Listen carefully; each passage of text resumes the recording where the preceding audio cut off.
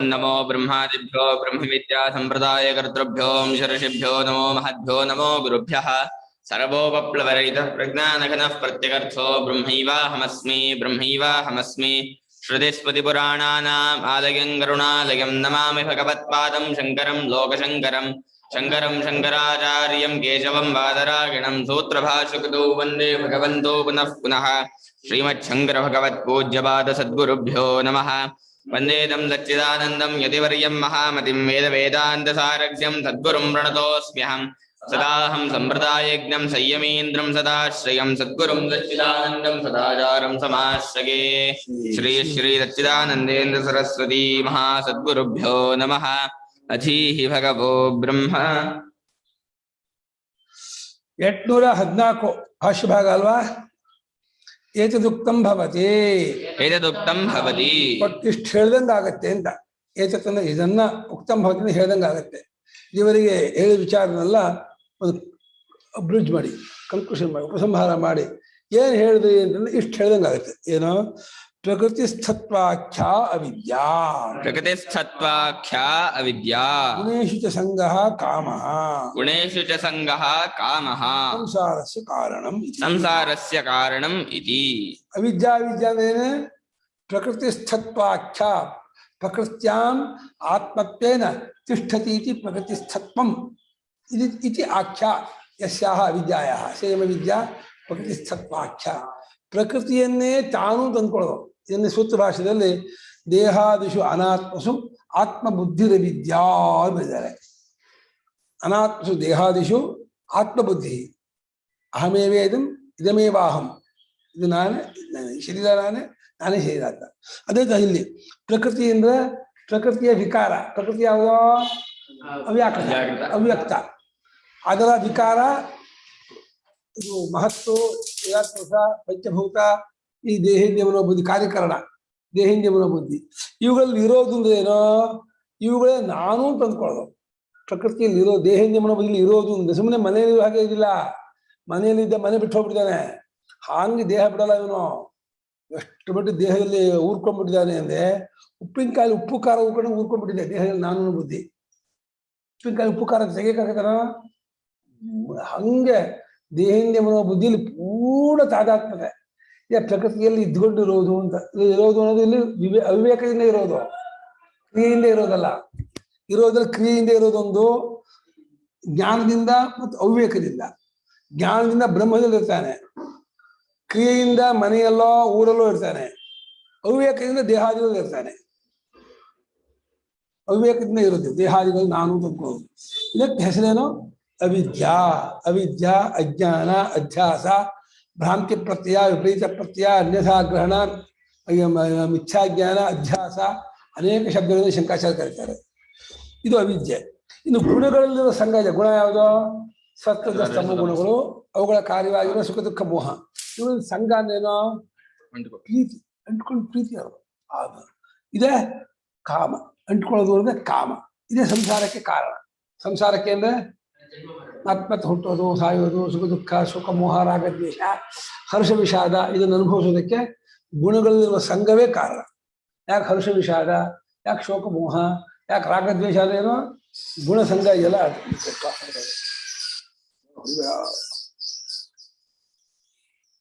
ಗುಣಗಳಿರುವ ಸಂಘವೇ ಕಾಮ.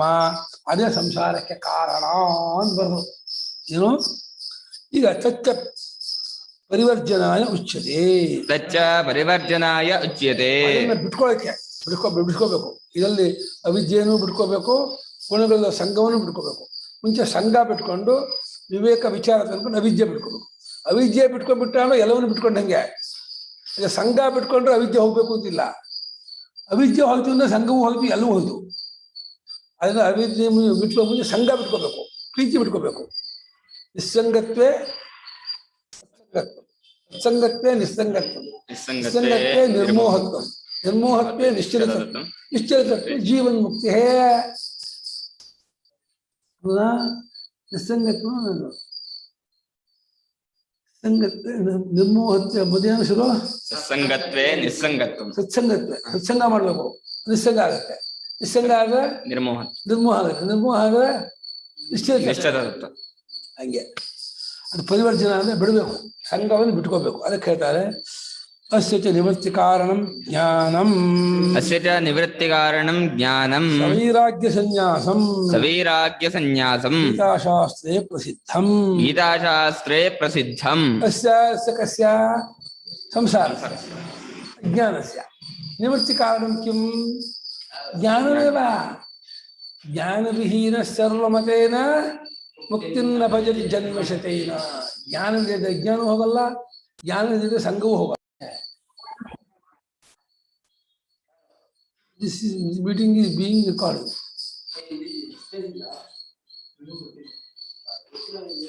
ಏನಾಯ್ತು leave meeting? ಇಲ್ಲ ಗುರುಗಳೇ, ಬೈ ಮಿಸ್ಟೇಕ್ ಅಲ್ಲಿ ಪ್ರೆಸ್ ಮಾಡ್ಬಿಟ್ಟೆ ನಾನು. ಇಲ್ಲಿ ನನ್ ಸ್ಕ್ರೀನ್ ಅಲ್ಲೂ ಬರ್ತಾ ಇತ್ತು, ಅದಕ್ಕೆ ಇದೇನೋ ತೆಗಿಯೋಣ ಅಂತ ಹೋದೆ. ಅದು ಸಂಸಾರದರ ಅಥವಾ ಅಜ್ಞಾನದರ ನಿವೃತ್ತಿಗೆ ಕಾರಣ ಜ್ಞಾನವೇ. ಜ್ಞಾನ ಇಂಟೆಲೆಕ್ಚುಯಲ್ ಅಲ್ಲ ಅನ್ನೋಕ್ಕೋಸ್ಕರ ಹೇಳ್ತಿದ್ದಾರೆ ಸವೈರಾಗ್ಯ ಸನ್ಯಾಸಂ. ವೈರಾಗ್ಯದಿಂದ ಒಳಗೂಡಿದ ಸನ್ಯಾಸ. ಸನ್ಯಾಸದಲ್ಲಿ ವೈರಾಗ್ಯವಿಲ್ಲದೇ ಇರೋ ಸನ್ಯಾಸ ಇದೆಯಲ್ಲ, ಮಠ ಕಟ್ತೀನಿ,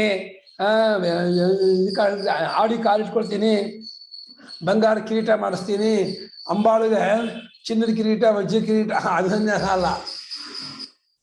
ವೈರಾಗ್ಯ ಸಹಿತವಾದ ಸನ್ಯಾಸ. ಆ ಸನ್ಯಾಸ ಊರ್ಕೋಬೇಕು ಚಿತ್ತಜ್ಞಾನಕ್ಕೆ. ಶಮದಮಾದಿ ಸಾಧನ ಸಂಪತ್ತು, ನಿತ್ಯಾನಿತ್ಯ ವಸ್ತು ವಿವೇಕ, ಇಹಾಮುಕ್ತಾರ್ಥ ಫಲಭೋಗ ವಿರಾಗ, ಮುಮುಕ್ಷುತ್ವಂತ, ಇದು 4 ಗುಣ ಇರಬೇಕು. ಆ 4 ಗುಣೋಪೇತವಾಗಿರ್ತಕ್ಕಂತಹ ಸನ್ಯಾಸ ಇದೆಯಲ್ಲ, ಅದು ಜ್ಞಾನ ಅಂತ ಅಂದ್ಕೊಡುತ್ತೆ. ಆ ಜ್ಞಾನ ವಿಜ್ಞಾನ ಕಡೆ ಕೊಡುತ್ತೆ. ಜ್ಞಾನ ಸನ್ಯಾಸ ಲಕ್ಷಣ ಅಂತ ಇದ್ದಾರೆ. ಜ್ಞಾನ ಅಂದು ಸನ್ಯಾಸದ ನಡವಳಿಕೆ ಅಂತೆ. ಅಂದರೆ ಸನ್ಯಾಸ ಅಂದರೆ ಶಬ್ದ ಕಾಯಿ ಬಟ್ಟೆ ಅಂತಲ್ಲ, ಎಲ್ಲವನ್ನೂ ಬಿಟ್ಕೊಳ್ಳೋದು.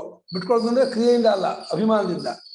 ಯಾವುದೆಲ್ಲ ಅಟ್ಯಾಚ್ಮೆಂಟ್ ಇದೆ, ಪ್ರೀತಿ ಇದೆ, ಸಂಘ ಇದ್ದೇನೆ, ಎಲ್ಲರ ಅಭಿಮಾನವನ್ನು ಬಿಟ್ಕೊಂಡು ಕೇವಲ ಪರಮಾತ್ಮನಲ್ಲೇ ಶರಣಾಗತನಾಗಿ, ಶರಣ ಹೊಂದಿದವನಾಗಿ ಅದನ್ನೇ ಸರ್ವದಾ ಚಿಂತನೆ ಅನುಸಂಧಾನ ಮಾಡುತ್ತಿರುವ ಒಂದು ನಡವಳಿಕೆ ಇದೆಯಲ್ಲ, ಅದು ಸವೈರಾಗ್ಯ ಸನ್ಯಾಸಂ. ವೈರಾಗ್ಯೇನ ಸಹವರ್ತತೆ ಇದೆ ಸವೈರಾಗ್ಯಂ. ಸವೈರಾಗ್ಯಂಚ ತತ್ ಪಾರಿರಾಜ್ಯ ಸನ್ಯಾಸ ಪುಲಿಂಗ. ವೈರಾಗ್ಯೇನ ಸಹವರ್ತ ಸವೈರಾಗ್ಯ ಮಗಮಗ ಸನ್ಯಾಸಕ್ಕೆ ವಿಶೇಷ ಮಾಡೋಲ್ಲ. ವೈರಾಗ್ಯ ಸನ್ಯಾಸ ಸವೈರಾಗ್ಯ ಸನ್ಯಾಸ. ಸವೈರಾಗ್ಯ ಸನ್ಯಾಸ ಅಸ್ಯ ಅಸ್ತಿ ಸವೈರಾಗ್ಯ ಸನ್ಯಾಸಂ ಅಸ್ಯ ಜ್ಞಾನಸ್ಯ. ಜ್ಞಾನಕ್ಕೆ ವಿಶೇಷ ಮಾಡಬೇಕು. ವೈರಾಗ್ಯದಿಂದ ಒಳಗೂಡಿದ ಸನ್ಯಾಸವು ಈ ಜ್ಞಾನಕ್ಕಿದೆ. ಆದರೆ ಈ ಜ್ಞಾನ ಎಂಥ ಜ್ಞಾನ? ವೈರಾಗ್ಯ ಸಹಿತವಾದ ಜ್ಞಾನ ಇದೆಯಲ್ಲ, ಅದು ಈ ಸಂಸಾರ ನಿವೃತ್ತಿಗೆ ಕಾರಣ ಅನ್ನೋದು ಗೀತಾಶಾಸ್ತ್ರದ ಪ್ರಸಿದ್ಧ ಅಂದ್ಬಿಟ್ರು. ಗೀತೆಯಲ್ಲಿ ಸನ್ಯಾಸವನ್ನೇ ಹೇಳಿಲ್ಲ ಅಂತ ತಿಲಕರವರು, ಬಾಲಗಂಗಾಧರ ತಿಲಕರವರು ಗೀತೆಯಲ್ಲಿ ಕರ್ಮಯೋಗವನ್ನೇ ಹೇಳಿರೋದೇ ಹೊರತು ಸನ್ಯಾಸ ಹೇಳೇ ಇಲ್ಲ ಅಂತ. ಶಂಕರಾಚಾರ್ಯರು ಗೀತೆಯಲ್ಲೆಲ್ಲ ಹಾಸು ಹೊಕ್ಕಾಗಿದೆ ಸನ್ಯಾಸ ಅಂದರು. ಅದಕ್ಕೆ ಅವರು ತಾವು ಕಾಯಿ ಬಟ್ಟೆ ಉಟ್ರಲ್ಲ, ಪ್ರಪಂಚಕ್ಕೆಲ್ಲ ಕಾಯಿ ಬಟ್ಟೆ ಉಡ್ಸೋಕೆ ಹೊಟ್ಟಿದ್ದಾರೆ ಶಂಕರಾಚಾರ್ಯರು ಅಂತ ಬೈದರು. ಪ್ರಪಂಚಕ್ಕೆಲ್ಲ ಕಾಯಿ ಬಟ್ಟೆ ಉಡಿಸ್ಬೇಕು ಅಂತ ಮಾಡ್ಕೊಂಡ್ಬಿಟ್ಟಿದ್ದಾರೆ, ಇಡೀ ದೇಶವನ್ನೇ ಕಾಯಿ ಬಟ್ಟೆ ಮಾಡಬೇಕು ಅಂದ್ಕೊಂಡಿದ್ದಾರೆ ಅಂತ ಶಂಕರಾಚಾರ್ಯನ ಟೀಕೆ ಮಾಡಬೇಕು ಬಾಂಗ ತಿಲಕರು. ಶಂಕರಾಚಾರ್ಯ ಕಾಯಿ ಬಟ್ಟೆ ಉಡೋದು ಅಂತ ಹೇಳ್ತಾ ಇಲ್ಲ ಸನ್ಯಾಸ ಅಂದರೆ. ಸನ್ಯಾಸ ಅಂದರೆ ನಿನ್ನ ಸ್ವರೂಪವೇ ಸನ್ಯಾಸ ಕಣೋ. ನಿನ್ನ ಸ್ವರೂಪವೇ ಅಸಂಗ ಸ್ವರೂಪ. ಅಸಂಗ ಸ್ವರೂಪನಾಗಿರುವ ನೀನು ಅಲ್ಲಿ ಹೋಗ್ಬೇಕಾದ್ರೆ ಎಲ್ಲ ಬಿಟ್ಕೊಂಡು ಹೋಗ್ಬೇಕು. ನೀನು ಬಾಲ ಕಟ್ಕೊಂಡು ಹೋದ್ರೆ ನೋ ಎಂಟ್ರಿ ಏನು ದೊಡ್ಡ ಬೋರ್ಡ್ ಇದೆ ಅಲ್ಲಿಗೆ, ಬೋರ್ಡ್ ನೋಡ್ಕೊಂಡು ಹೋಗ್ಬೇಕು ಒಳಕ್ಕೆ. ಬೋರ್ಡ್ ಹಾಕ್ಬಿಟ್ಟಿದ್ದಾರೆ ಪರಮಾತ್ಮ, ನೀನು ನನ್ನೆಲ್ಲ ಬಾಲ ಕಟ್ಕೊಂಡು ಹೋಗ್ತೀನಿ ಅಂದರೆ ಹೆಂಡತಿ ಮಕ್ಕಳು ಮನೆ ಮಠ ದುಡ್ಡು ಅಧಿಕಾರ ಎಲ್ಲ ಕಟ್ಕೊಂಡು ನೋ ಎಂಟ್ರಿ. ಆಗ ಇಲ್ಲ, ಎಲ್ಲ ಬಿಟ್ಕೊಂಡ್ರೆ ಮುಕ್ತಾತ್ಮಭಿ ಸ್ವಹೃದಯೇ ಪರಿಭಾವಿತಾಯ. ಮುಕ್ತಾತ್ಮರಾದವ್ರಿಗೆ ಎಲ್ಲರನ್ನೂ ಬಿಡುಗಡೆ ಹೊಂದಿದವರಿಗೆ ತಾನೇ ಎದ್ಕೊಂಡು ತೋರ್ಕೊಂಡ್ಬಿಡ್ತಾನೆ. ಅಲ್ಲ, ಸನ್ಯಾಸವಿಲ್ಲದೆ ಹೋದರೆ ಜ್ಞಾನ ಪಕ್ವವಾಗಲ್ಲ, ವೈರಾಗ್ಯ ಪಕ್ವವಾಗಲ್ಲ. ವೈರಾಗ್ಯ ಪಕ್ವವಾಗಬೇಕಾದ್ರೆ, ಜ್ಞಾನ ಊರ್ಕೋಬೇಕಾದ್ರೆ ಸನ್ಯಾಸ ಬೇಕೇ ಬೇಕು. ಸನ್ಯಾಸ ಮತ್ತೆ ಸಂಕುಚಿತ ಅರ್ಥ ಮಾಡಬೇಡಿ. ಭಗವಂತನೇ ಬೇಕು ಅಂಥೇಳಿ ಫುಲ್ ಡಿವೋಟ್ ಆಗಿ ಅವನಲ್ಲೇ ಕೂತ್ಕೊಳ್ಳೋದು 24 ಗಂಟೆನೂ. ಅಂಥ ಗೀತಾ ಅಸನ್ಯಾಸ ಇಡೀ ಗೀತಾಶಾಸ್ತ್ರದಲ್ಲ ಹಾಸು ಹೊಕ್ಕಾಗಿದೆ ಅಂದ್ಬಿಟ್ರು. ಜ್ಞಾನಸ್ಯ ಯಾಪರಾಲೆ ತಚ್ಚ ಜ್ಞಾನಂ ಪುರಸ್ತಾದುಪನ್ಯಸ್ತಂ ಕ್ಷೇತ್ರಜ್ಞ ವಿಷಯಂ ಜ್ಞಾತ್ವಾ ಅಮೃತಮಶ್ನುತೆ ಇತಿ. ಆ ಜ್ಞಾನವನ್ನು ಕೂಡ ಹಿಂದೆ ಹೇಳಾಯಿತು ಅಂದ್ಬಿಟ್ರು ಭಾಷಿಕಾರು. ಪುರಸ್ತಾದುಪನ್ಯಸ್ತಂ ಹಿಂದೇನೆ ತಿಳಿಸಿಕೊಟ್ಟದ್ದಾಯಿತು. ಅದು ಕ್ಷೇತ್ರಜ್ಞರ ವಿಂಗಡ ಮಾಡಿಕೊಳ್ಳುವ ರೂಪವಾದ ಜ್ಞಾನ. ಕ್ಷೇತ್ರಂಚ ಮಾಯಾ ನಿರ್ಮಿತ ಹಸ್ತಿ ಸ್ವಪ್ರದುಷ್ಟ ವಸ್ತು ಗಂಧರ್ವನಗರಾಧಿಪತ್ ಅಸದೇವ ಸದಿವ ಅವಭಾಸತೆ. ಇದು ಕ್ಷೇತ್ರ. ಕ್ಷೇತ್ರಜ್ಞ ನ ಸತ್ತನ್ ನಾಸದುಚ್ಯತೆ, ಅದು ಕ್ಷೇತ್ರಜ್ಞ. ಕ್ಷೇತ್ರ ಏನೋ ಮಾಯಾವಿನ್ವಿತ ಹಸ್ತಿ. ಮಾಯಾವಿನ್ವಿತ ಹಸ್ತಿ ಗೊತ್ತಾ? ಮಾಯಾವಿ ತತ್ಕಾಲಕ್ಕೂ ನಾನೇ ಸೃಷ್ಟಿ ಮಾಡ್ತಾನೆ. ಸ್ವಪ್ರದೃಷ್ಟ ವಸ್ತು ಗಂಧರ್ವ ನಗರ ಆಕಾರ. ಗಂಧರ್ವ ನಗರ ಗೊತ್ತಾ? ಮೇಷಂಡ್ರ. ಅಸದೇವ ಸದಿವ ಅವಭಾಸತೆ. ಇದು ಕ್ಷೇತ್ರದ ಲಕ್ಷಣ. ಯಾವಾಗಲೂ ಇಲ್ಲ ಅಂತಾರೆ ಕ್ಷೇತ್ರ ಅನ್ನೋದು ತೋರಿಕೆ ಅಂತ ಇಂಗ್ಲೀಷು. ಇದೇನು ತೋರಿಸಲ್ಲ ಅದು. ಕ್ಷೇತ್ರಜ್ಞ ಸಹಸಜ್ಜ ಲಕ್ಷಣ ಆಗಿರುವ ಸಚ್ಚಿದಾನಂದ ಸ್ವರೂಪದ ಪರಮಾತ್ಮ ಆತ್ಮ ಸ್ವರೂಪ. ಯಾವುದನ್ನು ತಿಳ್ಕೊಂಡ್ರೆ ಅಮೃತತ್ವವನ್ನೇ ಪಡ್ಕೊಂಡ್ಬಿಡ್ತೀಯೋ. ಯಜ್ಞಾತ್ವ ಅಮೃತಮಶ್ನುತೆ. ಅಮೃತ ಸ್ವರೂಪವೇ ಜ್ಞಾನದಿಂದ ಗೊತ್ತಾಗೋದನ್ನು ಪಡ್ಕೊಳ್ತಾರೆ ಅಂತ ಈ ರೀತಿ ಹೇಳಿದ್ದಾಯ್ತು. ಈಗ ಉಕ್ತಂಚ ಅನ್ಯಾಪೋಹೇನ ಅತಧರ್ಮಾಧ್ಯಾರೋಪಣಂಚ. ಉಕ್ತಂಚ ಅನ್ಯಾಪೋಹೇನ ಅತಧರ್ಮಾಧ್ಯಾರೋಪೇಣ ಚ. ನೋಡಿದೆ ಅಧ್ಯಾರೋಪ ಅಪವಾದ ಅಂದ್ರೆ ಯಾವ ಉಕ್ತಂಚನ ಹೇಳಿದ್ದಾಯ್ತು. ಯಾವುದನ್ನ ಅನ್ಯ ಅಪೋಹೇನ. ಅನ್ಯ ಅಂದ್ರೆ ಬೇರೆ ಸರ್ವತಃ ಪಾಣಿಪಾದಂತ ಸರ್ವತಃ ಶಿರೋಮ ಹೇಳ್ಬಿಟ್ಟು ಸರ್ವೇಂದ್ರಿಯ ಗುಣಾಭಾಸಂ ಸರ್ವೇಂದ್ರಿಯ ವಿವರ್ಜಿತಂ ಎಲ್ಲ ಬಿಟ್ಕೊಂಡಿದೆ. ಯಾವ ಇಂದ್ರಿಯ ಗುಣವಿಲ್ಲ, ಯಾವ ವಿಷಯ ಸಂಬಂಧ ಇಲ್ಲ ಅಂತ ಹೇಳಿ ಅನ್ಯೇಷಾಂ ಅಪೋಹ ಅನ್ಯಾಪೋಹ. ಬೇರೆ ಆತ್ಮನ ಅಲ್ಲದೇ ಇದ್ದದ್ದನ್ನು ಏನೇನೇನೇನು ಹುಟ್ಟಾಕೊಂಡಿದೀವೋ ಅದನ್ನು ತೆಗೆದುಹಾಕುವುದರ ಮೂಲಕ ಅತಧರ್ಮ ಅಧ್ಯಾರೋಪಣಂಚ.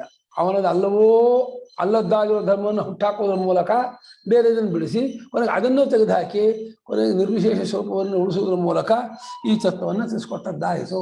ಅದನ್ನು ತಥಾಚ ಸಂಪ್ರದಾಯ ವಿಧಾಂ ವಚನಂ ಅಧ್ಯಾರೋಪಾಪವಾದಾಭ್ಯಾಂ ವಿಶ್ವಪಂಚಂ ಪ್ರಪಂಚತೆ ಅಂತ ಹೇಳಿದ್ರು.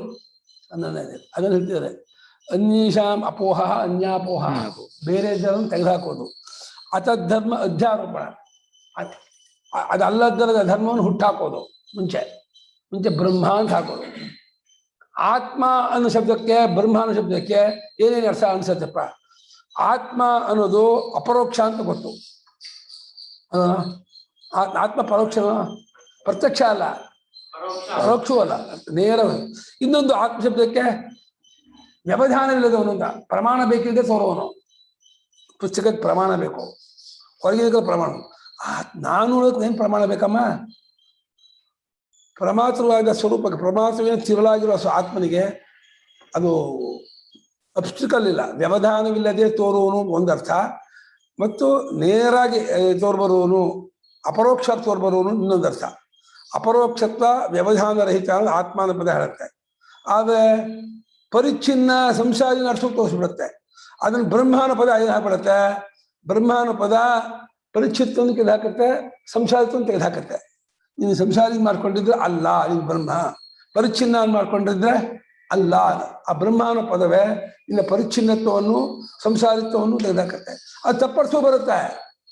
ಪರೋಕ್ಷ ಅಂತ ಬ್ರಹ್ಮ ಅಂದ್ರೆ ಬ್ರಹ್ಮ ಅಪ್ಪ ಬ್ರಹ್ಮ ನೀವು ದೊಡ್ಡವನು ಕೊಡೋ, ನೀವು ನಮಸ್ಕಾರ ಕೊಡೋ ಅಂದ್ಬಿಡ್ತಾರೆ. ಆತ್ಮ ಕಣೋ ಅಂದ್ರೆ ಪರೋಕ್ಷ ಅನ್ಕೋಬೇಡ. ಎಲ್ಲೋ ಇದ್ದಾನೆ ಲೋಕಾಂತ ದೇಶ ಅಂತ ತಿಳ್ಕೋಬೇಡ.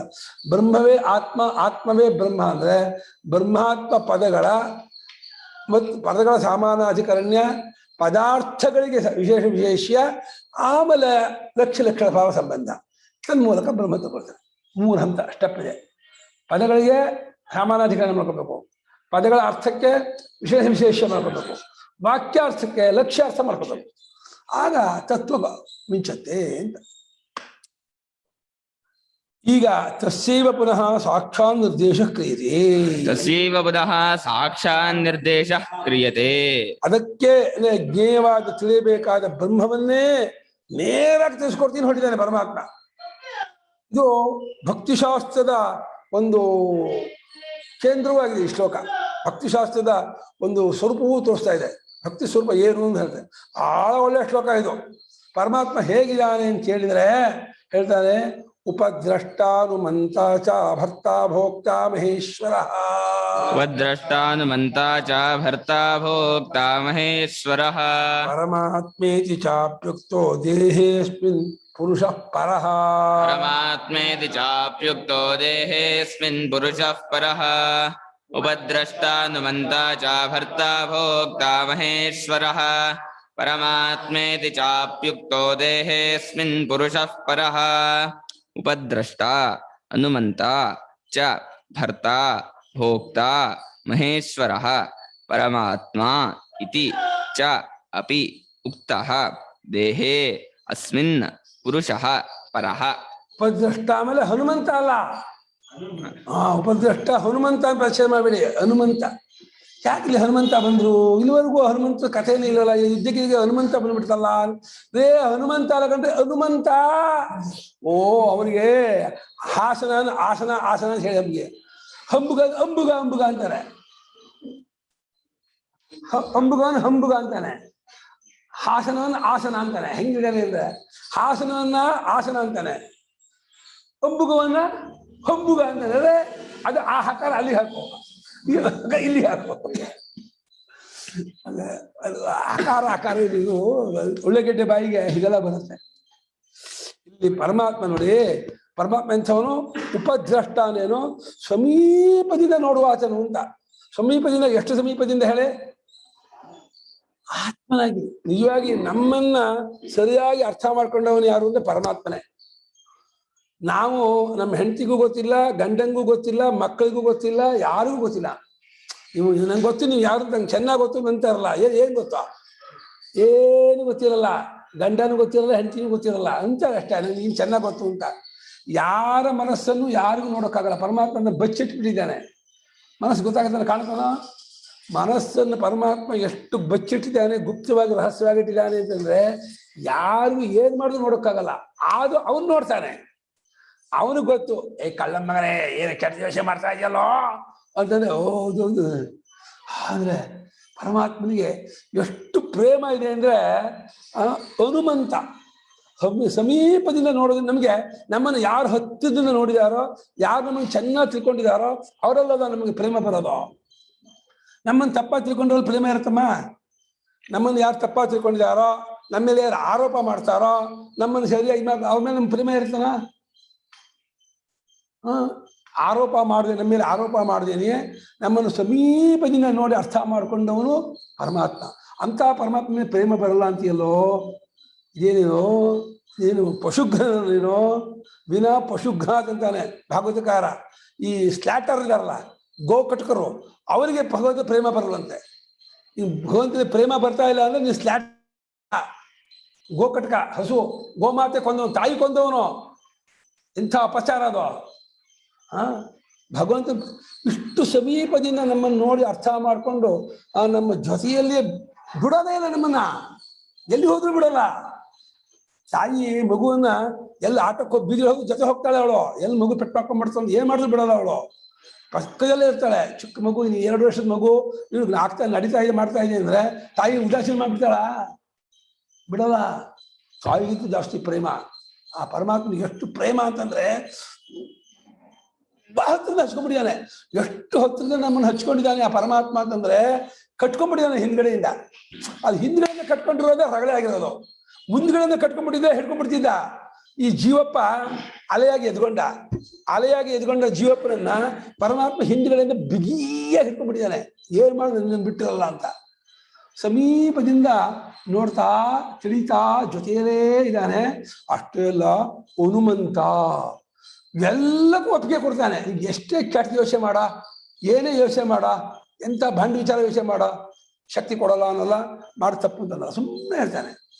ಚಿಕ್ಕ ಮಗುದೇ ಅಂತ ತಿಳ್ಕೊಳ್ಳಿ, 1-2-3 ವರ್ಷ ಮಗು, ಅದು ಚೇಷ್ಟೆ ಮಾಡ್ತಿದ್ರೆ, ಅದು ಮಾಡಿದ್ದಕ್ಕೆಲ್ಲ ಬೈತಾ ಇದ್ರೆ ಮಗು ಏನಾಗುತ್ತೆ?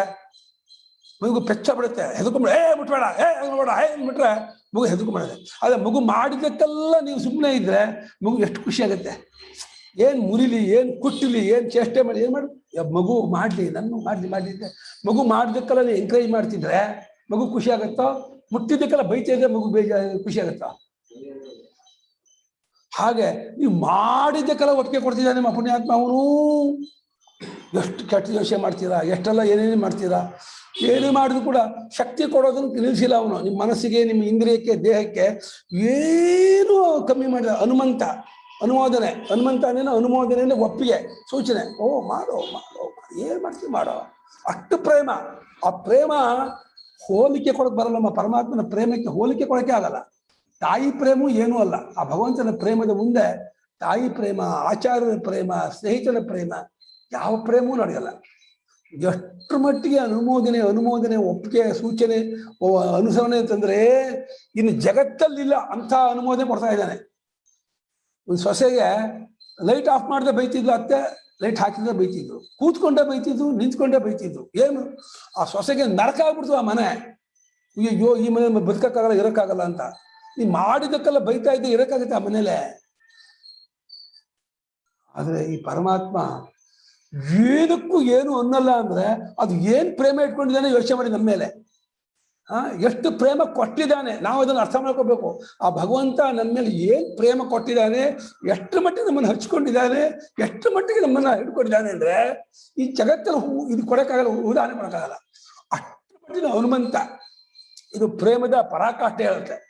ಉಪದ್ರಷ್ಟ ಅನ್ನೋದು ಅತ್ಯಂತ ಜೊತೆಗಾರ, ಅತ್ಯಂತ ಸಮೀಪಗಾರ, ತುಂಬಾ ಚೆನ್ನಾಗಿ ಅರ್ಥ ಮಾಡ್ಕೊಂಡವನು, ನಮ್ಮನ್ನ ಚೆನ್ನಾಗಿ ಅರ್ಥ ಮಾಡ್ಕೊಂಡವನು, ಅವನು ಸಮೀಪದಲ್ಲಿರ್ತಕ್ಕವನು, ಪ್ರತಿಯೊಂದಕ್ಕೂ ಅನುಮೋದನೆ ಮಾಡ್ತಾ ಇದ್ದಾನೆ, ಒಪ್ಪಿಗೆ ಕೊಡ್ತಾ ಇದ್ದಾನೆ. ಇದು 2 ಗುಣ. ಅಷ್ಟೇ ಅಲ್ಲ, ಭರ್ತ ಎಲ್ಲರಿಗೂ ಹೊತ್ಕೊಂಡವನು ಅವನೇ. ನಮಗೆ ಹೊರಗಡೆಯಿಂದ ಅನ್ನ, ನೀರು, ಗಾಳಿ, ಬೆಳಕು ಕೊಟ್ಟು ಹೊತ್ಕೊಂಡಿದ್ದಾನೆ. ಒಳಗಡೆಯಿಂದ ನಾವು ಏನ್ ತಿನ್ ಮಾಡಿದ್ರೆ ನಮ್ಮ ದೇಹದಿಂದ ಹೊತ್ಕೊಂಡಿದ್ದಾನೆ. ಹೇಗೆ ಕಾಲು ಮುಖ ಬಿಡ್ತಾನೆ. ಎಷ್ಟು ಆಯಾಸ ಆಗಿದ್ರು ಕೂಡ ನಿದ್ದೆಯಲ್ಲಿ ಓವರ್ ಆಯಿಲ್ ಮಾಡ್ತಾನೆ. ಪೂರ್ತಿ ಪಾಪ ಮಗು ನಿಮ್ಗೆ ತುಂಬ ಸುಸ್ತಾಗಿದೆ ಕಣೋ, ಬಾರೋ, ಇಲ್ಲಿ ಜಾಸ್ತಿ ಕೆಲಸ ಮಾಡಬೇಡ ಅಂತ ಹೇಳ್ಬಿಟ್ಟು ಪ್ರಪಂಚವನ್ನು ಬಿಡಿಸಿ ತಾಯಿ ಮಡಲಲ್ಲಿ ಮಗುವನ್ನ ಹಾಕೊಂಡು ತಟ್ಟಿ ನಿದ್ದೆ ಮಾಡಿಸಿ ಆರು ಮಾಡ್ತಾರೋ ಅದಕ್ಕಿಂತ ಜಾಸ್ತಿ ಪರಮಾತ್ಮ ಪೂರ್ತಿ ಸಂಘನ ಒಂದು ಮಾಡಿಕೊಂಡು ಪೂರ್ತಿ ಅವನ ಶಕ್ತಿ, ಅವನಿಗೆ ಆಯಾಸವನ್ನೆಲ್ಲ ಪರಿಹಾರ ಮಾಡಿ ಶಕ್ತಿ ಕೊಟ್ಟು ಮತ್ತೆ ಕಳಿಸ್ಕೊಡ್ತಾನೆ. ಎಷ್ಟು ಮಾಡ್ತಿದ್ದಾನೆ. ಭರ್ತ ಅಂದ್ರೆ ಹೊತ್ಕೊಂಡಿದ್ದಾನೆ. ಈಗ ಗಂಡ ಯಾರು ಹೇಳೋ? ಇವನು ಪುರುಷ ಅಲ್ಲ, ಗಂಡ. ನಿಜವಾದ ಗಂಡ ಯಾರು ಅಂದ್ರೆ ಭರ್ತ. ಭರ್ತ ಅಂದ್ರೆ ಗಂಡ ಅಂತ ಸರಿ. ನಿಜವಾದ ಗಂಡ ಅಂದ್ರೆ ಈ ಮೀರಾದೇವಿ ಹೇಳಿದಲ್ಲ, ಈ ಜಗತ್ತಿನ ಎಲ್ಲರೂ ಹೆಂಗಸರೇ, ಆ ಒಬ್ಬನೇ ಗಂಡಸು. ಯಾರು? ಆ ಪರಮಾತ್ಮ ಒಬ್ಬನೇ ಗಂಡಸು. ನಾವೆಲ್ಲರೂ ಹೆಂಗಸರೇ. ನಮಗೆಲ್ಲರಿಗೂ ಅವನೇ ಭರ್ತ, ಅವನೇ ಗಡ್ಡ, ಅವನೇ ಸ್ವಾಮಿ, ಅವನೇ ಒಡೆಯ. ನಮಗೆಲ್ಲ ಒಳಗೆ ಅಧ್ಯಾತ್ಮ ದೇಹೇಂದ್ರಿಯ ಮನೋಬುದ್ಧಿ ಹೊತ್ಕೊಂಡಿದ್ದಾನೆ. ಹೊರಗಡೆಯಿಂದ ಎಲ್ಲಾ ಉಪಕಾರವನ್ನು ಮಾಡ್ತಿದ್ದಾನೆ. ಅನ್ನ, ನೀರು, ಗಾಳಿ, ಬೆಳಕು, ಕಾಲ, ದೇಶ ಕೊಟ್ಟು ಉಪಕಾರ ಮಾಡ್ತಾನೆ. ಎಷ್ಟು ನಮ್ಮನ್ನು ಹೊತ್ಕೊಂಡಿದ್ದಾನೆ ಅಂದ್ರೆ ಪಾಪ ಇಷ್ಟು ಮಾಡಿದ್ರು ಚುಟಿಕ್ ಪಿಟಿಗಳನ್ನಮ್ಮ ನಾನು ಹೊತ್ಕೊಂಡಿದ್ದೀನಿ, ಮಾಡ್ತಾ ಇದ್ದೀನಿ, ನನ್ನ ಚೂರು ಏನೂ ಇಲ್ಲ. ಅಷ್ಟೇ ಅಲ್ಲ, ನಿಜವಾಗಿ ಭೋಕ್ತೃ ಅವನೇ ಅನುಭವದ. ಇವನು ಕಲ್ಪನೆಯನ್ನು ನಾನು ಭೋಕ್ತ ಅನ್ಕೊಂಡ್ಬಿಟ್ಟಿದ್ದಾನೆ. ಈ ಜೀವನ ಆಗಲಿ, ಮನಸ್ಸಾಗಲಿ, ಬುದ್ಧಿ ಆಗಲಿ ನಾನು ಮಜಾ ಆಗ್ತಾ ಇಲ್ಲ. ಮಜಾ, ಸಂತೋಷ ಅನುಭವಿಸೋದು ಅನ್ನೋದು ಅವಗತಿ ಸ್ವರೂಪಕ್ಕೆ. ಅವಗತಿ ಸ್ವರೂಪ, ಅನುಭವ ಸ್ವರೂಪ ಆತ್ಮನು. ಆತ್ಮನು ಅನುಭವಿಸ್ತಾ ಇರೋವನೇ ಹೊರತು ಇವನು ಮಾಯೆಯ ಭೋಜೆಯನ್ನ, ಮಾಯೆಯಿಂದ ನಮ್ಮನ್ನು ಭೋಜಿಸ್ತಾ ಇದ್ದಾನೆ. ನಿಜವಾಗಿ ಅನುಭವಿಸ್ತಾ ಇರೋನು ಅವನು.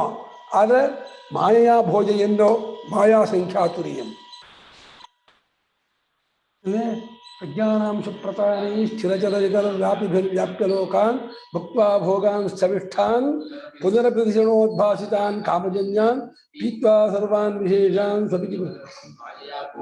ಸ್ವಪಿತಿ ಮಧುರಭುನ್ ಮಾಯೆಯ ಭೋಜೆಯನ್ನ. ನಿಜವಾಗಿ ಅನುಭವ ರೂಪನಾಗಿ, ಅವಗತಿ ರೂಪನಾಗಿ ಅನುಭವಿಸ್ತಾ ಇರೋನು ಅವನು, ಭೋಕ್ತೃ ಅವನು. ಆದರೆ ಇವನು ಜೀವನ ಆಗಲಿ, ಈ ಅಂತಃಕರಣವಾಗಲಿ, ಬುದ್ಧಿ ಖುಷಿ ಪಟ್ಟೇ ಇಲ್ಲ, ಅನುಭವಿಸೇ ಇಲ್ಲ. ಕಲ್ಪನೆ ಇರುವುದು ನಾನು ಅನುಭವಿಸಿದೆ ಅಂತ. ನಿಜವಾಗ ಭೋಕ್ತೃ ಪರಮೇಶ್ವರ. ಅಷ್ಟೇ ಅಲ್ಲ, ತಮೀಶ್ವರಾಣಂ ಪರಮಂ ಮಹೇಶ್ವರಂ. ಇಡೀ ಅಖಂಡ ಬ್ರಹ್ಮಾಂಡಕ್ಕೆ ಈಶ್ವರ ಅವನು, ಮಹೇಶ್ವರ. ಇಂದ್ರಾದಿಗಳಿಗೂ ಈಶ್ವರ, ಹಿರಣ್ಯಗರ್ಭನಿಗೂ ಈಶ್ವರ, ಇಡೀ ವಿಶ್ವಕ್ಕೆ ಈಶ್ವರ, ಪ್ರಪಂಚಕ್ಕೆ ಈಶ್ವರ, ಮಹೇಶ್ವರ ಅವನು. ಇಂಥ ಪರಮಾತ್ಮ ಭಕ್ತಿ ಬರಲ್ಲ ಅಂತ ಅಂತಾರಲ್ಲ ಜನ. ಏನು ಹೇಳೋಣ ಅವರಿಗೆ? ಇವನ ಮೇಲೆ ಭಕ್ತಿ, ಯಾರ ಮೇಲೆ ಭಕ್ತಿ ಬರುತ್ತೆ ನಿಮಗೆ? ಇವನ ಮೇಲೆ ಭಕ್ತಿ ಬರಲ್ಲ ಅಂದ್ರೆ ಹೊತ್ಕೊಂಡು ಅನುಭವಿಸನಾಗಿ, ಮಹೇಶ್ವರನಾಗಿ ನಮ್ಮ ಜೊತೆ ಎಲ್ಲ ಅನುಮೋದನೆ ಮಾಡುತ್ತಾ ನಮ್ಮನ್ನು ಚೆನ್ನಾಗಿ ಅರ್ಥ ಮಾಡ್ಕೊಂಡಿದ್ದು, ನಮ್ಮ ಜೊತೆಯಲ್ಲೇ ಇರುವ, ಯಾವಾಗಲೂ ಕೈ ಬಿಡದೆ, ಯಾವಾಗಲೂ ನಮ್ಮ ಹಿತವನ್ನೇ ಬಯಸುತ್ತಾ ನಮ್ಮ ಜೊತೆಯಲ್ಲೇ ಯಾವಾಗಲೂ ಇರತಕ್ಕಂತಹ ಪುಣ್ಯಾತ್ಮ.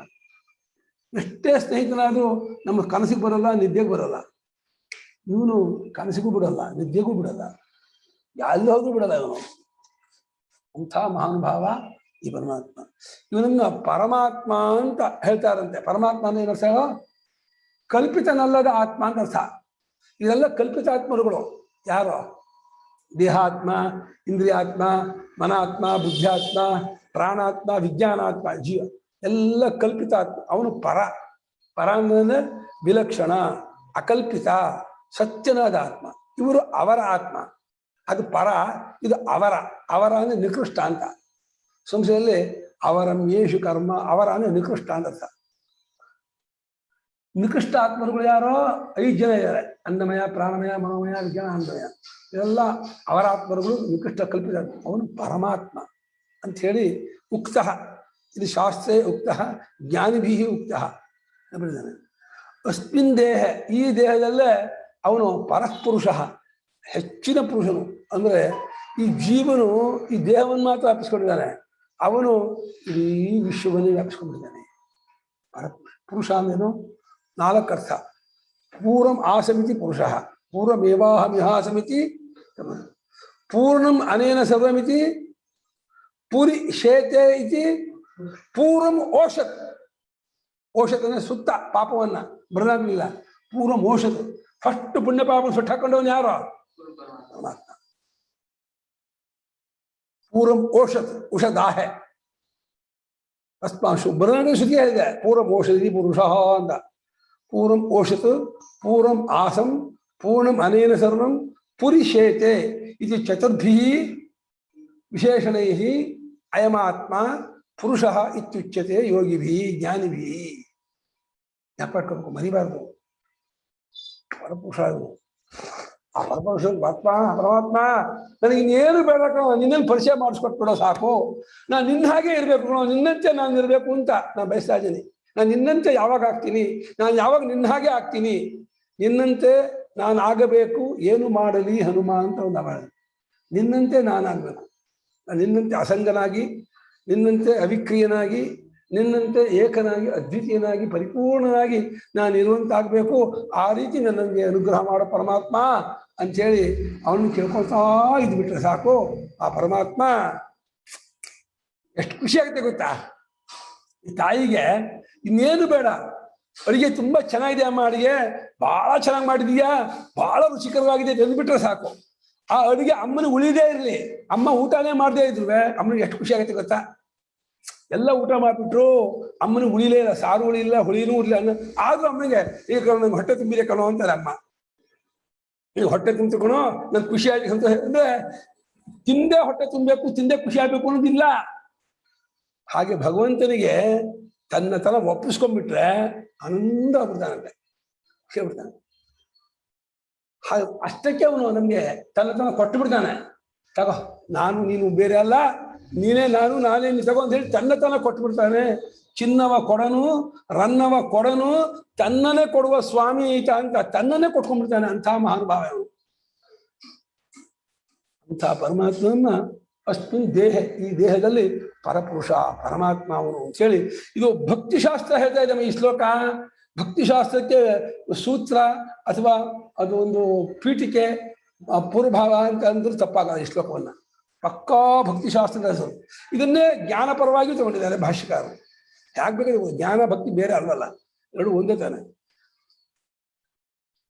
ಉಪದ್ರಷ್ಟ, ಸಮೀಪಸ್ಥ ಸಂದ್ರಷ್ಟ, ಸ್ವಯಂ ಅವ್ಯಾಪೃತ. ನೋಡು, ಇಲ್ಲಿ ಲೋಕದಲ್ಲಿ ಹತ್ತಿರ ನೋಡೋರಿದ್ದಾರೆ. ತಾಯಿ ಮಗುವಿನ ಹತ್ತಿರ ನೋಡಿದ್ರು ತನಗೆ ವಿಕಾರ ಆಗ್ತಾ ಇರುತ್ತೆ. ಮಗು ಪೆಟ್ಟ ಹಾಕೊಂಡ್ಬಿಟ್ಟು ಅಯ್ಯೋ ಮಗು ಪೆಟ್ಟ ಹಾಕೊಂಡ್ಬಿಡ್ತು ಅಂತ ಒದ್ದಾಡ್ತಾಳೆ. ಮಗು ಇದಾದ್ರೆ ವಿಕಾರ ಆಗುತ್ತೆ. ಅದು ವಿಕಾರವಾಗಿ ನೋಡೋರು ಲೋಕದ ತಂದೆ ತಾಯಿ ಗುರುಗಳು ಮಕ್ಕಳು ಎಲ್ಲರೂ ವಿಕಾರವಾಗುತ್ತೆ. ಇವನು ಸಮೀಪದ ಹತ್ತಿರದಿಂದ ನೋಡಿದ್ರು ಕೂಡ ಅವ್ಯಾಪೃತ, ತಾನು ತೊಡಗಿಲ್ಲ, ತಾನು ವಿಕಾರವಾಗಲ್ಲ, ತಾನು ತೊಡಗಲ್ಲ, ತಾನು ವಿಕಾರವಾಗಲ್ಲ. ಆದ್ರೆ ನೋಡದೇ ಇರಲ್ಲ, ನೀವೇ ನೋಡ್ತಾನೆ ಬೆಳತಾ. ನೋಡೋ ಕ್ರಿಯೆ ಅಲ್ಲ ಅದು, ನೋಡೋ ವ್ಯಾಪಾರ ಅಲ್ಲ. ನೋಡಿಸ್ಕೊಂಡ ಇದ್ರ ಕಡೆಯಿಂದ ನೋಡ್ತಾ ಇದ್ದಾನೆ ಅಂತ ಆರೋಪಿಸಿದ್ದು. ಇವು ನೋಡಿಸ್ಕೊತಾ ಅಲ್ಲ. ಈ ಜೀವ, ಈ ಮನಸ್ಸು, ಈ ಬುದ್ಧಿ, ಈ ವ್ಯಾಪಾರ ಅಲ್ಲ. ಈ ನೋಡಿಸ್ಕೊಂಡ ಇವುಗಳ ಕಡೆಯಿಂದ ಅವ್ನು ನೋಡ್ತಾ ಇದ್ದಾನೆ. ಆಕಾಶ ಹಾರಿಸ್ತಾ ಇರುತ್ತೆ ಹಕ್ಕಿಗಳನ್ನ. ಅಂದ್ರೆ ಯಾವ್ಯಾವ ಹಕ್ಕಿಗಳು ಹಾರಿದ್ರು ಆಕಾಶದಲ್ಲೇ ಹಾರಬೇಕು. ಆಕಾಶ ಹಕ್ಕಿಗಳನ್ನ ಹಾರಿಸ್ತಾನೇ ಇರುತ್ತೆ. ಅಂದ್ರೆ ಆಕಾಶ ಹಕ್ಕಿಗೆ ಹಾರದೇ ಇದ್ದಾಗ ಹಾರಿಸ್ತಾ ಇರುತ್ತಾ?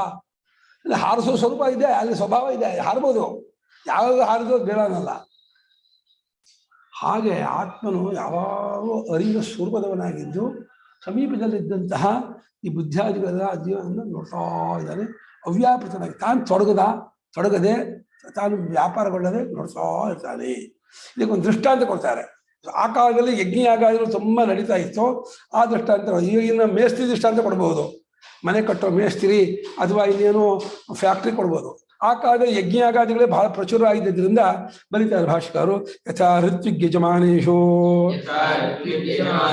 ಯಜ್ಞಕರ್ಮ ವ್ಯಾಪೃತೇಶು ತಟಸ್ಥಃ ಅನ್ಯಃ ಅವ್ಯಾಪೃತಃ ಯಜ್ಞವಿದ್ಯಾ ಕುಶಲಃ ಋತ್ವಿಗ್ ಯಜಮಾನ ವ್ಯಾಪಾರ ಗುಣದೋಷಾಣಾಂ ಈಕ್ಷಿತ ತದ್ವತ್ ಕಾರ್ಯಕರಣ ವ್ಯಾಪಾರೇಷು ಅವ್ಯಾಪೃತಃ ಅನ್ಯಃ ತದ್ವಿಲಕ್ಷಣಃ ತೇಷಾಂ ಕಾರ್ಯಕರಣಾನಾಂ ಸವ್ಯಾಪಾರಾಣಾಂ ಸವ್ಯಾಪಾರಾಣ ಸಾಮೀಪ್ಯೇನ ದ್ರಷ್ಟಾ ಉಪದ್ರಷ್ಟಾ. ಆ ದೃಷ್ಟಾಂತ ಪೂರ್ತಿ ಹೊಂದಲ್ಲ, ಅದು ವಿಧಿ ಇಲ್ಲ, ಅದ ಕೊಟ್ಟಿಯಾರ ಅಷ್ಟೇ ಹೊರತು ಆ ದೃಷ್ಟಾಂತದಲ್ಲಿ ಆ ಸದಸ್ಯ ಋತ್ವಿಜ ಇದ್ದಿದ್ದಲ್ಲ, ಸದಸ್ಯ ಅಂತ ಅವನೊಬ್ಬ ಋತ್ವಿಜ, ಅವನೆಲ್ಲನೂ ಅವನಿಗೆ ಉಪದ್ರಷ್ಟ ಅಂತ ಹೆಸರು. ಅವನು ಏನ್ ಮಾಡ್ತಾನೆ ಅಂತ ಓದಿ ನೋಡಿ. ಯಥಾ ಋತ್ವಿಗ್ ಯಜಮಾನ, ಋತ್ವಿಜರು ಸೋಮಯಾಗದಲ್ಲಿ ಕೆಲಸ ಮಾಡ್ತಾ ಇರ್ತಾರೆ 14 ಜನ. ಯಜಮಾನನು ಕೂಡ ಆಮೇಲೆ ಅತ್ತ ಯಜಮಾನೋ ಜಪತಿ, ಇಲ್ಲಿ ಯಜಮಾನ ಜಪ ಮಾಡಬೇಕು ಅಂತ ಎಲ್ಲ ಹೇಳ್ತಾ ಇರ್ತಾರೆ. ಆಮೇಲೆ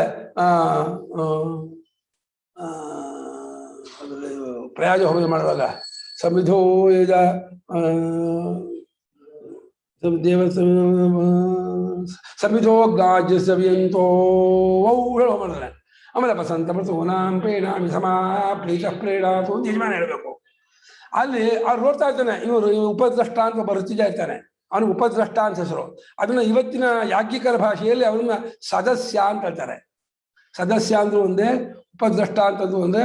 ಪೂರ್ತಿ ಎಲ್ಲರನ್ನೂ ಮೇಲ್ವಿಚಾರಕರಾಗಿ ನೋಡುವಂತಹ ಒಬ್ಬ ಋತ್ವಿಜ ಅವನು ಏನಕ್ಕೆ ಕೆಲಸ ಮಾಡಲ್ಲ, ಅವನು ಎಲ್ಲರೂ ಗಮನಿಸ್ತಾ ಇರ್ತಾನೆ.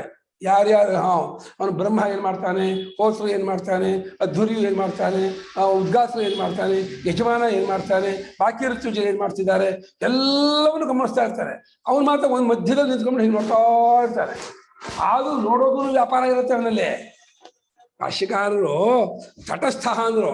ಆ ಸದಸ್ಯನನ್ನ ಆ ಉಪದ್ರಷ್ಟವಾದ ಋತ್ವಿಜ ಯಜ್ಞಕರ್ಮದಲ್ಲಿ ಬಾಕಿ ಋತ್ವಿಜರನ್ನ ತೊಡಗಿರುವಾಗ ಈ ಸದಸ್ಯ ಅಥವಾ ಉಪದ್ರಷ್ಟ ಅನ್ನಿಸ್ಕೊಂಡವನು ತಟಸ್ಥನಾಗಿರ್ತಾನೆ. ಮತ್ತೆ ಈ 16 ಜನಕ್ಕಿಂತ ಬೇರೆ, 18ಕ್ಕಿಂತ ಬೇರೆ, ಪತ್ನಿಗಿಂತ ಬೇರೆ. ಪತ್ನಿಗೂ ಒಂದು ಕರ್ಮ ಉಂಟು, ಪತ್ನಿ ಸಂಯಾಜ ಅಂತ ಮಾಡಿಸ್ತಾರೆ. ಆಶಾ ಯೋಕ್ತ ಬಂಧನ ಸರಿಯಾಗಿ ಮಾಡಿಸ್ತಾ ಇದ್ದಾನ, ನಿಂತ್ಕೊಂಡು ಮಾಡಿಸ್ತಾ ಇದ್ದಾನ, ಕೂತ್ಕೊಂಡು ಮಾಡಿಸ್ತಾ ಇದ್ದಾನ, ಆ ಪತ್ನಿಯ ಮಂತ್ರ ಹೇಳ್ತಾ ಇದ್ದಾಳ, ಎಲ್ಲವನ್ನೂ ಗಮನಿಸ್ತಾ ಇರ್ತಾನೆ ಅವನು. ಪತ್ನಿಗೂ ಒಂದು ಮಂತ್ರ ಇದೆ, ಆಶಾಸಾನಾಸೋ ಮನಸಂ ಪ್ರಜಾಗ ಸೌಭಾಗ್ಯಂತರೂ ಅಗ್ನೇರನೂ ವ್ರತ ಭೂತ್ವ ಸನ್ನಹ್ಯೇಸು ಇಂದ್ರಾಣಿ ವಾ ವಿಧವಾ ಭೂಯಾಸಂ. ನಾನು ದೇವೇಂದ್ರನ ಪತ್ನಿಯಂತೆಯೇ ನಾನು ಅವಿಧವೆ ಆಗಬೇಕು, ನಾನು ಯಾವ ಜೀವ ಪೂರ್ತಿ ನಾನು ವಿಧವೆ ಆಗಬಾರ್ದು ಅಂತ ಆ ರೀತಿ ಕೇಳ್ಕೊಳ್ತಾಳೆ ಅವಳು. ಇಂದ್ರಾಣಿ ವಾ ಅವಿಧವಾ ಭೂಯಾಸಂ, ಅದಿತಿರಿವ ಸುಪುತ್ರ. ವಾಮನನ್ನು ಹೆತ್ತಂತಹ ಅದಿತಿ, ವಿಷ್ಣುವನ್ನು ಹೆತ್ತಂತಹ ಅದಿತಿ ಎಂಥ ಮಕ್ಕಳನ್ನು ಹೊಂದವಳು, ಅಂಥವಳು ಆಗ್ಬೇಕು ನಾನು, ಅದಿತಿ ಇರುವ ಸುಪುತ್ರ ಅಂತ ಕೇಳ್ಕೊಳ್ತಾಳೆ ಆ ಯಜಮಾನ ಪತ್ನಿ, ಹಾಗಾಗ್ಬೇಕು ಅಂತ. ಹಾಗೆ ಯಜ್ಞಕರ್ಮದಲ್ಲಿ ಬಾಕಿ 18 ಜನ ತೊಡಗಿದವರಾದರೂ ಕೂಡ ಈ 19ನೇವನಾದಂತಹ ಈ ಸದಸ್ಯ ಉಪದ್ರಷ್ಟ ಇವರು ನಾಗರಾಜ್.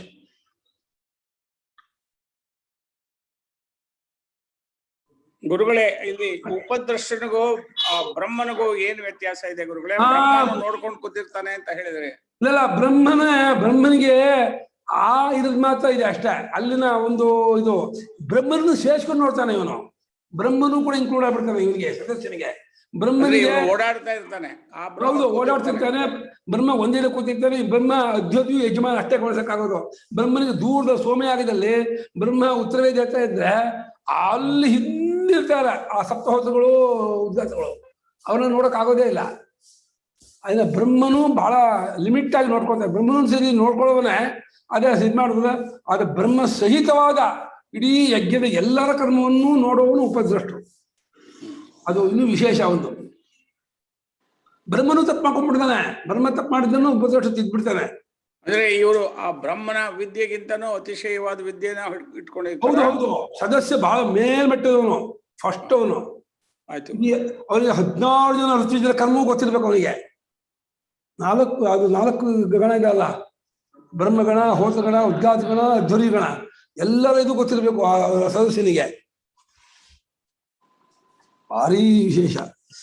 ಋತ್ವಿಗ್ಯಜಮಾನರೆಲ್ಲ ಯಜ್ಞ ಕರ್ಮದಲ್ಲಿ ತೊಡಗಿರುವಾಗ, ಅವರವರ ಕರ್ಮ ಮಾಡುತ್ತಿರುವಾಗ ಉಪದ್ರಷ್ಟ ಸದಸ್ಯ ಅನ್ನುವಂಥ ಋತ್ವಿಜ ತಟಸ್ಥರಾಗಿದ್ದಾನೆ. ಅವನು 16-18 ಜನಕ್ಕಿಂತ ಅನ್ಯ ಬೇರೆ ಆಗಿದ್ದಾನೆ. ಅವ್ಯಾಪೃತ, ಅವನು ಕ್ರಿಯೆ ಮಾಡ್ತಾರೆ, ತೊಡಗಿರೋಲ್ಲ. ಅದು ಅವನಲ್ಲಿ ಒಂದು ಕ್ರಿಯೆ ಇರುತ್ತೆ, ಈ ಯಜ್ಞ ಕ್ರಿಯೆ ಇರಲ್ಲ ಅಷ್ಟೇ. ಅವನು ಯಜ್ಞವಿದ್ಯಾ ಕುಶಲ, ಯಜ್ಞವಿದ್ಯೆ ನಿಷ್ಣಾತ. ಅವರು ಋತ್ವಿಜರ ಮತ್ತು ಯಜಮಾನರ ವ್ಯಾಪಾರರ ಗುಣದೋಷವನ್ನು ನೋಡ್ತಾ ಹೋಗ್ತಾನೆ. ಇಲ್ಲಿ ಚೆನ್ನಾಗಿ ಮಾಡ್ದ, ಇಲ್ಲಿ ಸರಿಯಾಗಿ ಮಾಡಲಿಲ್ಲ, ಸರಿಯಾಗಿ ಮಾಡದೆ ಇದ್ದಾಗ ಮತ್ತೊಂದ್ಸಲ ಮಾಡಿಸ್ತಾನೆ. ಇನ್ನೊಂದ್ಸಲ ಮಾಡು, ಸರಿಯಾಗಿ ಮಾಡಲಿಲ್ಲ ನೀನು ಅಂತ ಹೇಳುವಾಗ, ಉದ್ಘಾಟನ ಗಾನ ಮಾಡುವಾಗ ಚೆನ್ನಾಗಾದ್ರೆ ಅಪ್ರಿಷಿಯೇಟ್ ಮಾಡ್ತಾನೆ, ಪರವಾಗಿಲ್ಲ ಹಿಂದೆ ಬಂತಾನೆ.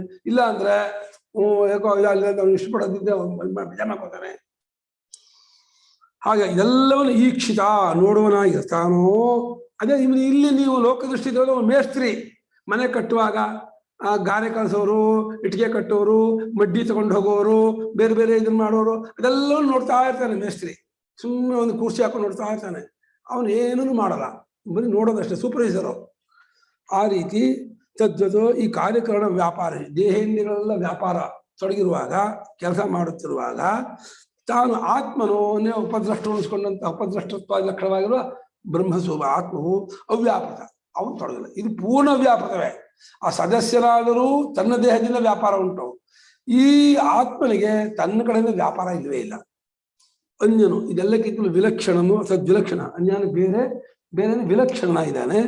ಆ ಕಾರ್ಯಕರಣ ದೇಹೇಂದ್ರಿಯಗಳ ಎಲ್ಲ ವ್ಯಾಪಾರದಿಂದ ಕೂಡಿದ್ದಾಗಿರೋ ದೇಹೇಂದ್ರಿಯಗಳನ್ನ ಸಮೀಪದಿಂದ ನೋಡುವ ಅದನ್ನು ಎಷ್ಟು ಹತ್ತಿರ ನೋಡ್ತಾನೆ ಅಂದ್ರೆ ಅದಾಗ ನೋಡ್ಬಿಡ್ತಾನೆ. ಕಣ್ಣಾಗಿ ಕಣ್ಣನ್ನು ನೋಡ್ತಾನೆ ಗೊತ್ತಾ.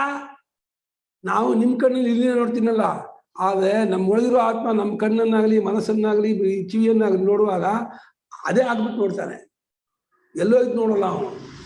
ಸಾಮೀಪ್ಯೇನ ಸಮೀಪದಿಂದ ಇದ್ಕೊಂಡು ನೋಡುವನಾಗಿರುತ್ತಾನೆ. ಆದ್ದರಿಂದ ಅವನಿಗೆ ದ್ರಷ್ಟ ಉಪದ್ರಷ್ಟ. ಉಪ ಅಂದ್ರೆ ಕ್ಲೋಸ್, ಸಮೀಪ ಹತ್ತಿರ, ದ್ರಷ್ಟ ನೋಡುವಾತನು ಅಂತ. ಸಮೀಪದಿಂದ ಹತ್ತಿರದಿಂದ ನೋಡುವಾತನೇ ಉಪದ್ರಷ್ಟ. ಹತ್ತಿರ ಅಂದ್ರೆ ಎಷ್ಟೋ, 2 ಕೈ ಕೂಡಿಸಿದ್ರು ಹತ್ರ ಅಲ್ಲ, ಈ ಕೈ ಬರುತ್ತೆ. ಅದೇ ಆಗ್ಬಿಟ್ಟು ಮನಸ್ಸೇ ಆಗ್ಬಿಟ್ಟು, ಬುದ್ಧಿ ಆಗ್ಬಿಟ್ಟು, ದೇಹೇಂದ್ರಿಯ ಆಗ್ಬಿಟ್ಟು ನೋಡೋನು. ಆ ರೀತಿ ನೋಡುವಾತನು ಅಂತ ಅರ್ಥ. ಅಥವಾ ದೇಹ ಚಕ್ಷುರ್ಮನೋಬುದ್ಧ್ಯಾತ್ಮನಃ ದ್ರಷ್ಟಾರಃ. ದೇಹ ಚಕ್ಷುರ್ಮನೋಬುದ್ಧ್ಯಾತ್ಮನಃ ದ್ರಷ್ಟಾರಃ. ಬುದ್ಧ್ಯಾತ್ಮನಃ ದ್ರಷ್ಟಾರಃ. ಎರಡನೇ ಅರ್ಥ ಮಾಡ್ತಾರೆ ಉಪದ್ರಷ್ಟಾನಕ್ಕೆ. ಏನು ಇನ್ನೊಂದು ಅರ್ಥ ಏನು? ದೇಹ, ಕಣ್ಣು, ಮನಸ್ಸು, ಬುದ್ಧಿ, ಈ ಜೀವಾತ್ಮ ಇವರೆಲ್ಲ ನೋಡೋರು, ಇವರೆಲ್ಲ ಅರಿಯೋರು. ತೇಷಾಂ ಬಾಹ್ಯೋ ದ್ರಷ್ಟ ದೇಹ. ತೇಷಾಂ ಬಾಹ್ಯೋ ದ್ರಷ್ಟ ದೇಹ.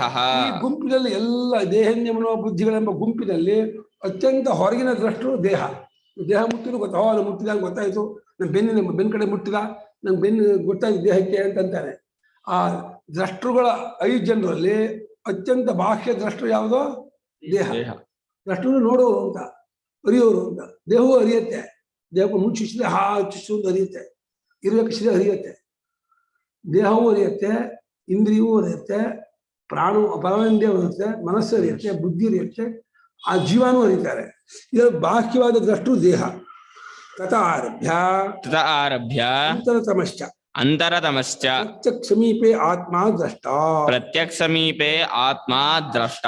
ಇಲ್ಲಿಂದ ಶುರು ಮಾಡ್ಕೊಂಡು ಆರಂಭ ಮಾಡ್ಕೊಂಡು, ದೇಹದಿಂದ ಆರಂಭ ಮಾಡ್ಕೊಂಡು ಅಂತರತರ ಅಂತರತಮ ತೀರ ಒಳಗಿದ್ದುಕೊಂಡು ಪ್ರತ್ಯಕ್ ತೀರ ತಿರುಳಾಗಿ ಸಮೀಪ ಎಲ್ಲ ಹತ್ತಿರವಾಗಿ ನೋಡ್ತಾನೆ. ಎಲ್ಲಕ್ಕೂ ಒಳಗಿದ್ದಾನೆ, ಎಲ್ಲದೊಳಗೂ ಸೇರ್ಕೊಂಡು ನೋಡ್ತಾನೆ. ಈ ಮರಕತ ಮಣಿ ಇದೆಯಲ್ಲ, ಮರಕತ ಮಣಿ ಹಾಲಿನ ಪಾತ್ರೆ ಹಾಕಿದ್ರೆ ಅದು ತಳದಲ್ಲಿರುತ್ತೆ, ತಳದಲ್ಲಿದ್ದು ಇಡೀ ಹಾಲನ್ನೆಲ್ಲ ಹಸೂರು ಮಾಡ್ಬಿಡತ್ತೆ, ಇಡೀ ಹಾಲೆಲ್ಲ ಗ್ರೀನ್ ಆಗ್ಬಿಡತ್ತೆ. ಹೇಳಿದಿರ ಮರಕತ ಮಣಿ ಇಷ್ಟ ಅಂತ ಹೆಕ್ಕಾಚಾರ ಕೊಡ್ತಾರೆ ಸೂತ್ರ ಭಾಷೆ, ಇದು ಬರದಾರ ಭಾಷೆಯಲ್ಲಿ. ಸ್ಪರ್ಶೇಂದ್ರಿಯದಿಂದ ಅಲ್ವಾ ಆಗೋದು, ಗೊತ್ತಾಗೋದು? ಅಲ್ಲ, ನಾವು ಸ್ಪರ್ಶೇಂದ್ರಿಯವನ್ನು ದೇಹವನ್ನು ಒಂದ್ ಮಾಡ್ಕೊಂಡು ಹೇಳ್ತಾ ಇದ್ದಾರೆ. ಸ್ಪರ್ಶೇಂದ್ರಿಯ ಬೇರೆ ಮಾಡ್ಕೊಳ್ಳಿಲ್ಲ. ದೇಹ ಇಂದ್ರಿಯಗಳು ಅಂತ ನೆಕ್ಸ್ಟ್ ಹೇಳುವಾಗ ಸ್ಪರ್ಶ ಅನ್ನೋದು ಅಲ್ಲೇ ಇಂದ್ರಿಯಗಳು ಅಂತ ದೇಹ ನೆಕ್ಸ್ಟ್ ಇಂದ್ರಿಯ ಅಂತ ಹೇಳುವಾಗ ಅಲ್ಲ, ಇಂದ್ರಿಯ ಮಾಡ್ಕೊಳ್ಳೋ ಪ್ರಾಣ ತಗೊಳ್ತಾರೆ. ದೇಹ ಆಮೇಲೆ ಪ್ರಾಣ, ಆಮೇಲೆ ಮನಸ್ಸು, ಆಮೇಲೆ ಬುದ್ಧಿ, ಆಮೇಲೆ ಜೀವ. ಇಂದ್ರಿಯ ಪ್ರಾಣ ಒಂದ್ ಜಾತಿ ಸೇರಿಸಿ ಮಾಡಿದೆ. ದೇಹ ಪ್ರಾಣ ಪಂಚಕೋಶಮ್ಮ. ಪಂಚಕೋಶದಲ್ಲಿ ದೇಹ ಸ್ಥೂಲ ತೀರ ಹೊರಗಡೆ ಇರೋದು. ಅಲ್ಲಿಂದ ಆರಂಭ ಮಾಡ್ಕೊಂಡ್ರೆ ಪ್ರಾಣ, ಮನಸ್ಸು, ಬುದ್ಧಿ, ಜೀವ. ಬಾಹ್ಯೋದ್ರಷ್ಟ ದೇಹ. ಅಲ್ಲಿಂದ ಆರಂಭ ಮಾಡಿ ಅಂತರ, ಅಂತರ ತಮ ತೀರ. ಆದ್ರೆ ತೀರ ಹಾಗೆ 5 ಡಬ್ಬಿ ಒಳಗೆ 5 ಒಳಗಿನ ಡಬ್ಬಿ ಹಾಗೆ ಹಾಗಿಲ್ಲ, ಎಲ್ಲರೂ ತುಂಬ್ಕೊಂಡ್ಬಿಟ್ಟಿದ್ದಾನೆ ಒಳಗಿದ್ರು. ಅದಕ್ಕೆ ಮರಕದ ಮಣಿ ದೃಷ್ಟಾಂತ ಕೊಟ್ಟಿದ್ದಾನು. ಮರಕದ ಮಣಿ ತಳದಲ್ಲಿದ್ದು, ಹಾಲಿನ ತಳದಲ್ಲಿದ್ದು ಇಡೀ ಹಾಳನ್ನೆಲ್ಲ ಹಸೂರು ಮಾಡುತ್ತೆ. ಹೇಗೋ ಅದೇ ರೀತಿ ಆತ್ಮನ ಹೃದಯದಲ್ಲಿ ತೋರು ಬಂದ್ರು ಕೂಡ ಇಡೀ ದೇಹವನ್ನೆಲ್ಲ ಚೈತನ್ಯಮಯವಾಗಿ ಮಾಡ್ತಾ ಇದ್ದಾನೆ. ದೇಹವೂ ಚೈತನ್ಯಮಯವಾಗಿ, ಇಂದ್ರಿಯವೂ ಚೈತನ್ಯಮಯವಾಗಿ, ಪ್ರಾಣ, ಮನಸ್ಸು, ಬುದ್ಧಿ, ಜೀವ ಎಲ್ಲವೂ ಚೈತನ್ಯಮಯವಾಗಿ ತೋರ್ತಾ ಇದೆ. ಬರೀ ಚೈತನ್ಯ ರಸವಿದ್ಧ, ಚೈತನ್ಯವೆಂಬ ರಸದಿಂದ ಎಲ್ಲ ತುಂಬ್ಕೊಂಡು ಹೋಗ್ಬಿಡಿದೆ. ಹೇಗೆ ಜಿಲೇಬಿ ಒಳಗೆಲ್ಲ ಪಾಕ ತುಂಬ್ಕೊಂಡಿರುತ್ತೋ, ಚೈತನ್ಯ ರಸ ಎಲ್ಲ ಕಡೆಗೂ ತುಂಬ್ಕೊಂಡ್ಬಿಟ್ಟಿದೆ. ಚೈತನ್ಯ ರಸ ಸಮೀಪದಿಂದ ಹತ್ತದಿಂದ ನೋಡುವನಾಗಿದ್ದಾನೆ. ಯತಃ ಪರಃ ಅಂತರತಮಃ ನಾಸ್ತಿ. ಯತಃ ಪರಃ ಅಂತರತಮಃ ನಾಸ್ತಿ. ದ್ರಷ್ಟಾ ಸಹ ಅತಿಶಯ ಸಾಮೀಪ್ಯೇನ. ಸಹ ಅತಿಶಯ ಸಾಮೀಪ್ಯೇನ. ದ್ರಷ್ಟೃತ್ವಾದ್ ಉಪದ್ರಷ್ಟಾ ಸ್ಯಾತ್. ದ್ರಷ್ಟೃತ್ವಾದ್ ಉಪದ್ರಷ್ಟಾ ಸ್ಯಾತ್. ಯಾವನಿಗಿಂತ ಹೆಚ್ಚಿನ ಇನ್ನೂ ಒಳಗಿರುವವನು ಇನ್ನೊಬ್ಬನು ಇಲ್ಲವೋ, ಇವನೇ ಲಾಸ್ಟು. ಇವನಿಗಿಂತ, ಈ ಆತ್ಮನಿಗಿಂತ ಪರಹ ಅಂತರತಮಃ ಹೆಚ್ಚಿನವನಾದ ಇನ್ನೂ ಒಳಗಿರುವ ದ್ರಷ್ಟೃ ಎಂಬುವನು ಇಲ್ಲವೋ, ಆ ಆತ್ಮನೆಂಬ ದ್ರಷ್ಟುವು ಅತಿಶಯ ಸಾಮೀಪ್ಯನ ಎಲ್ಲಕ್ಕೂ ತುಂಬ ಹತ್ತಿರದವನಾಗಿದ್ದುಕೊಂಡು ನೋಡುವವನಾಗಿರುತ್ತಾನಾದ್ರಿಂದ ಉಪದ್ರಷ್ಟ. ಅದು ಎರಡನೇ ಅರ್ಥ. ಮೊದಲನೇ ಅರ್ಥ ಅವ್ಯಾಪೃತವಾಗಿ ಯಜ್ಞ ನೋಡುವನು ಒಂದರ್ಥ ಮಾಡೋರು. ಈಗ ಈ ರೀತಿ ಒಳಗಿದ್ದುಕೊಂಡು ಎಲ್ಲವನ್ನು ವ್ಯಾಪಿಸ್ಕೊಂಡು ನೋಡುವನು ಈಗ ಅರ್ಥ ಮಾಡೋರು. ಇನ್ನೊಂದು ಅರ್ಥ ಮಾಡ್ತಾರೆ ಇವಾಗ, ಯಜ್ಞೋಪದ್ರಷ್ಟೃವದ್ವಾ ಸರ್ವ ವಿಷಯೀಕರಣಾತ್ ಉಪದ್ರಷ್ಟ. ಸರ್ವ ವಿಷಯೀಕರಣಾತ್ ಉಪದ್ರಷ್ಟ. ಯಜ್ಞವನ್ನು ನೋಡುವ ಆತನು ಹೇಗೆ ಎಲ್ಲವನ್ನೂ ನೋಡುತ್ತಾನೋ ಹಾಗೆ ಒಟ್ಟಿಗೆ ಎಲ್ಲವನ್ನೂ ನೋಡುವನು, ಇಡೀ ಎಚ್ಚರವನ್ನೇ ನೋಡುವನು ಅಂತ. ಇಡೀ ಎಚ್ಚರವನ್ನೇ ಅವಸ್ಥೆಯನ್ನು ಎಲ್ಲವನ್ನೂ ಒಮ್ಮೆಗೆ ಬೆಳಗುವಾತನು, ಒಳಗೆ ದೇಹೇಂದ್ರಿಯವನ್ನು ಹೊರಗಿನ ಪಂಚಭೂತ ಎಲ್ಲವನ್ನು ಒಮ್ಮೆಗೆ ಬೆಳಗುವಾತನಾದನ್ನ ಉಪದ್ರಷ್ಟ ಅಂತ. ಮೂರನೇ ಅರ್ಥ. ಸರ್ವ ವಿಷಯ ಎಲ್ಲವನ್ನೂ ವಿಷೀಕರಣ. ಇಡೀ ಹೇಗೆ ಒಂದು ಮುಷ್ಟಿ ಕೆಲವು ಹಣ್ಣುಗಳನ್ನು ಒಳಗೆ ಅಡಗಿಸ್ಕೊಳ್ಳುತ್ತಾ, ಆ ಚೈತನ್ಯ ಇಡೀ ಎಚ್ಚರನ್ನೇ ಹಿಡ್ಕೊಂಡ್ಬಿಟ್ಟಿದೆ, ಇಡೀ ಅವಸ್ಥೆಯನ್ನೇ ಹಿಡ್ಕೊಂಡ್ಬಿಟ್ಟಿದೆ, ಇಡೀ ಪ್ರಪಂಚವನ್ನೇ ತನ್ನ ಅಳಿವು ಮಾಡ್ಕೊಂಡಿದೆ. ಉಪದ್ರಷ್ಟ ಇದು ಒಂದಾಯ್ತು ಪದ. ಎರಡನೇ ಮಂತ್ರ ಹನುಮಂತಾಚ. ಹನುಮಂತಾಚ. ಹನುಮಂತಾಚ ಹನುಮಂತ ಅನುಮೋದನೆ ಮಾಡುವ ಆತನು.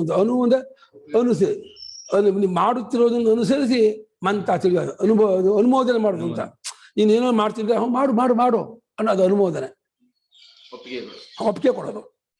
ಈ ಮಗು ತುಂಬ ಒಂದಷ್ಟು ಪದಾರ್ಥ ಇರುತ್ತೆ, ಚೇಷ್ಟೆ ಮಾಡ್ತಾ ಇದ್ದರೆ ಮಾಡ್ಲಿ ಮಗು ತಾನೆ, ಮಗು ಅದನ್ನ ಯಾ ಚೇಷ್ಟೆ ಮಾಡ್ತಾರೆ ಅಂಥೇಳಿ ನೀವು ಸುಮ್ಮನೆ ಇದ್ಬಿಟ್ರೆ ಮಗು ಖುಷಿಯಿಂದ ಆಟ ಆಡ್ತಾ ಇರುತ್ತೆ, ಚೇಷ್ಟೆ ಮಾಡ್ತಾ ಇರುತ್ತೆ.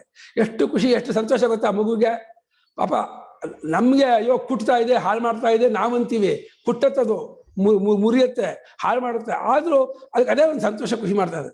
ನೀವು ಅದ್ ಮಧ್ಯದಲ್ಲಿ ನೀವು ಅಡ್ಡಿ ಮಾಡಿ ನೀವು ಗದಿಸ್ಬಿಟ್ಟು ಮುಟ್ಬೇಡ ಮಾಡಬೇಡ ಹಾಗೆ ಹೀಗೆ ಅಂದ್ಬಿಟ್ರೆ ಪಾಪ ಅದಕ್ಕೆ ಪೆಚ್ಚಾಗ್ಬಿಡತ್ತೆ, ಏನು ತೋರಿಸಲ್ಲ, ಸುಮ್ಮನೆ ಇದ್ಬಿಡತ್ತೆ. ಹೆಂಗಾಗ್ಬಿಡುತ್ತೆ ಗೊತ್ತು ನೋಡಿ ಮುಖಾನ, ಮಗು ಮುಖಾನ ಬೈದು ಬಿಟ್ಟು ಮುಖ ನೋಡಿದ್ರೆ ಅಯ್ಯೋ ನಮಗೆ ಪಾಪ ಅನ್ಸುತ್ತೆ. ಹಾಗಿಲ್ಲ, ಫ್ರೀ ಬಿಟ್ಬಿಡಿ, ಖುಷಿಯಾಗಿ ಆಟ ಆಡ್ತಾ ಇದ್ದಾಗ ಹೆಂಗೆ ಆಟ ಆಡ್ತಾರೆ. ಅನುಮೋದನಂ ಅನುಮನನಂ ಕುರ್ವತ್ಸು ತತ್ಕ್ರಿಯಾಸು. ಅನುಮೋದನಂ ಅನುಮನನಂ ಕುರ್ವತ್ಸು ತತ್ಕ್ರಿಯಾಸು. ಪರಿತೋಷಃ ತತ್ಕರ್ತ ಹನುಮಂತ ಚ. ಪರಿತೋಷಃ ತತ್ಕರ್ತ ಹನುಮಂತ ಚ. ಅನುಮೋದನ, ಮೋದನ ಅಂದ್ರೆ ಜೊತೆಯಲ್ಲಿ ಸಂತೋಷ ಪಡುವನು ಅಂತ ಇನ್ನೊಂದು. ಮೊದಲು ಒಪ್ಪಿಗೆ ಕೊಡುವನು ಅಂತ. ಅನುಮೋದನ ಅಂದ್ರೆ ಜೀವನ ಸಂತೋಷ ಪಡೋದು, ಅದನ್ನು ಸಂತೋಷ ಪಡಿಸ್ತಾ ಇದ್ದಾನೆ. ಮಗು ಸಂತೋಷ ಪಡೋದನ್ನು ಅನುಸರಿಸಿ ತಾಯಿ ಸಂತೋಷ ಪಡ್ತಾಳಲ್ಲ, ಆ ರೀತಿ ಅನುಮೋದನೆ ಅಂದ್ರೆ ಒಪ್ಪಿಗೆ ಕೊಡೋದು ಒಂದರ್ಥ. ಇವರ ಸಂತೋಷವನ್ನು ಅನುಸರಿಸಿ ಅವನು ಸಂತೋಷ ಪಡುವನು ಇನ್ನೊಂದು ಅರ್ಥ. ಇದೆಲ್ಲ ನಿಜವಾಗ್ಲೂ ಸಂತೋಷವೂ ಇಲ್ಲ, ಅವನಿಗೆ ದುಃಖವೂ ಇಲ್ಲ. ಆದ್ರೆ ಇವುಗಳು ಸಂತೋಷ ಪಡುತ್ತಿದ್ದರೆ ಅವನು ಸಂತೋಷ ಪಡ್ತಾ ಇದ್ದಾನೋ ಅನ್ನೋ ಹಾಗೆ ತೋರ್ತಾನೆ. ಅದೇ ಅನುಮೋದನ.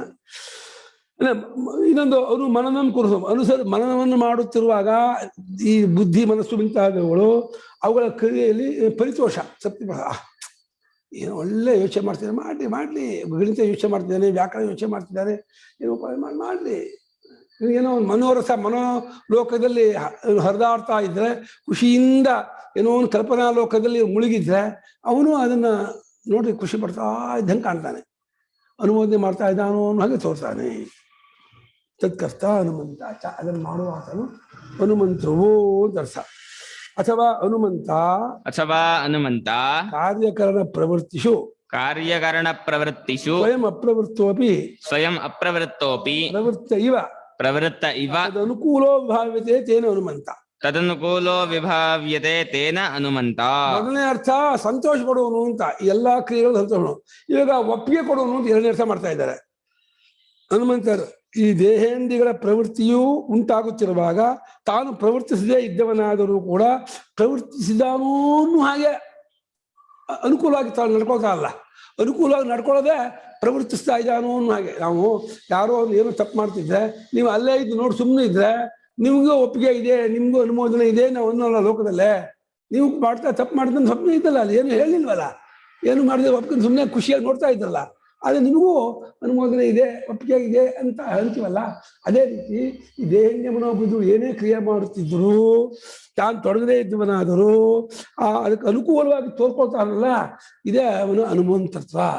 ಅವರ ವ್ಯಾಪಾರ ಜೊತೆಯಲ್ಲಿ ಒಪ್ಪಿಗೆ ಕೊಟ್ಕೊಂಡು ನಡ್ತಾ ಇರೋದು ಅಂತ ಅರ್ಥ. ಅಥವಾ ಪ್ರವೃತ್ತಾನ್ ಸ್ವವ್ಯಾಪಾರೇಷು ಸಾಕ್ಷಿಭೂತಃ ಕದಾಚಿದಪಿ ನ ನಿವಾರಯತಿ ಹನುಮಂತ. ಇದು ಮೂರನೇ ಅರ್ಥ.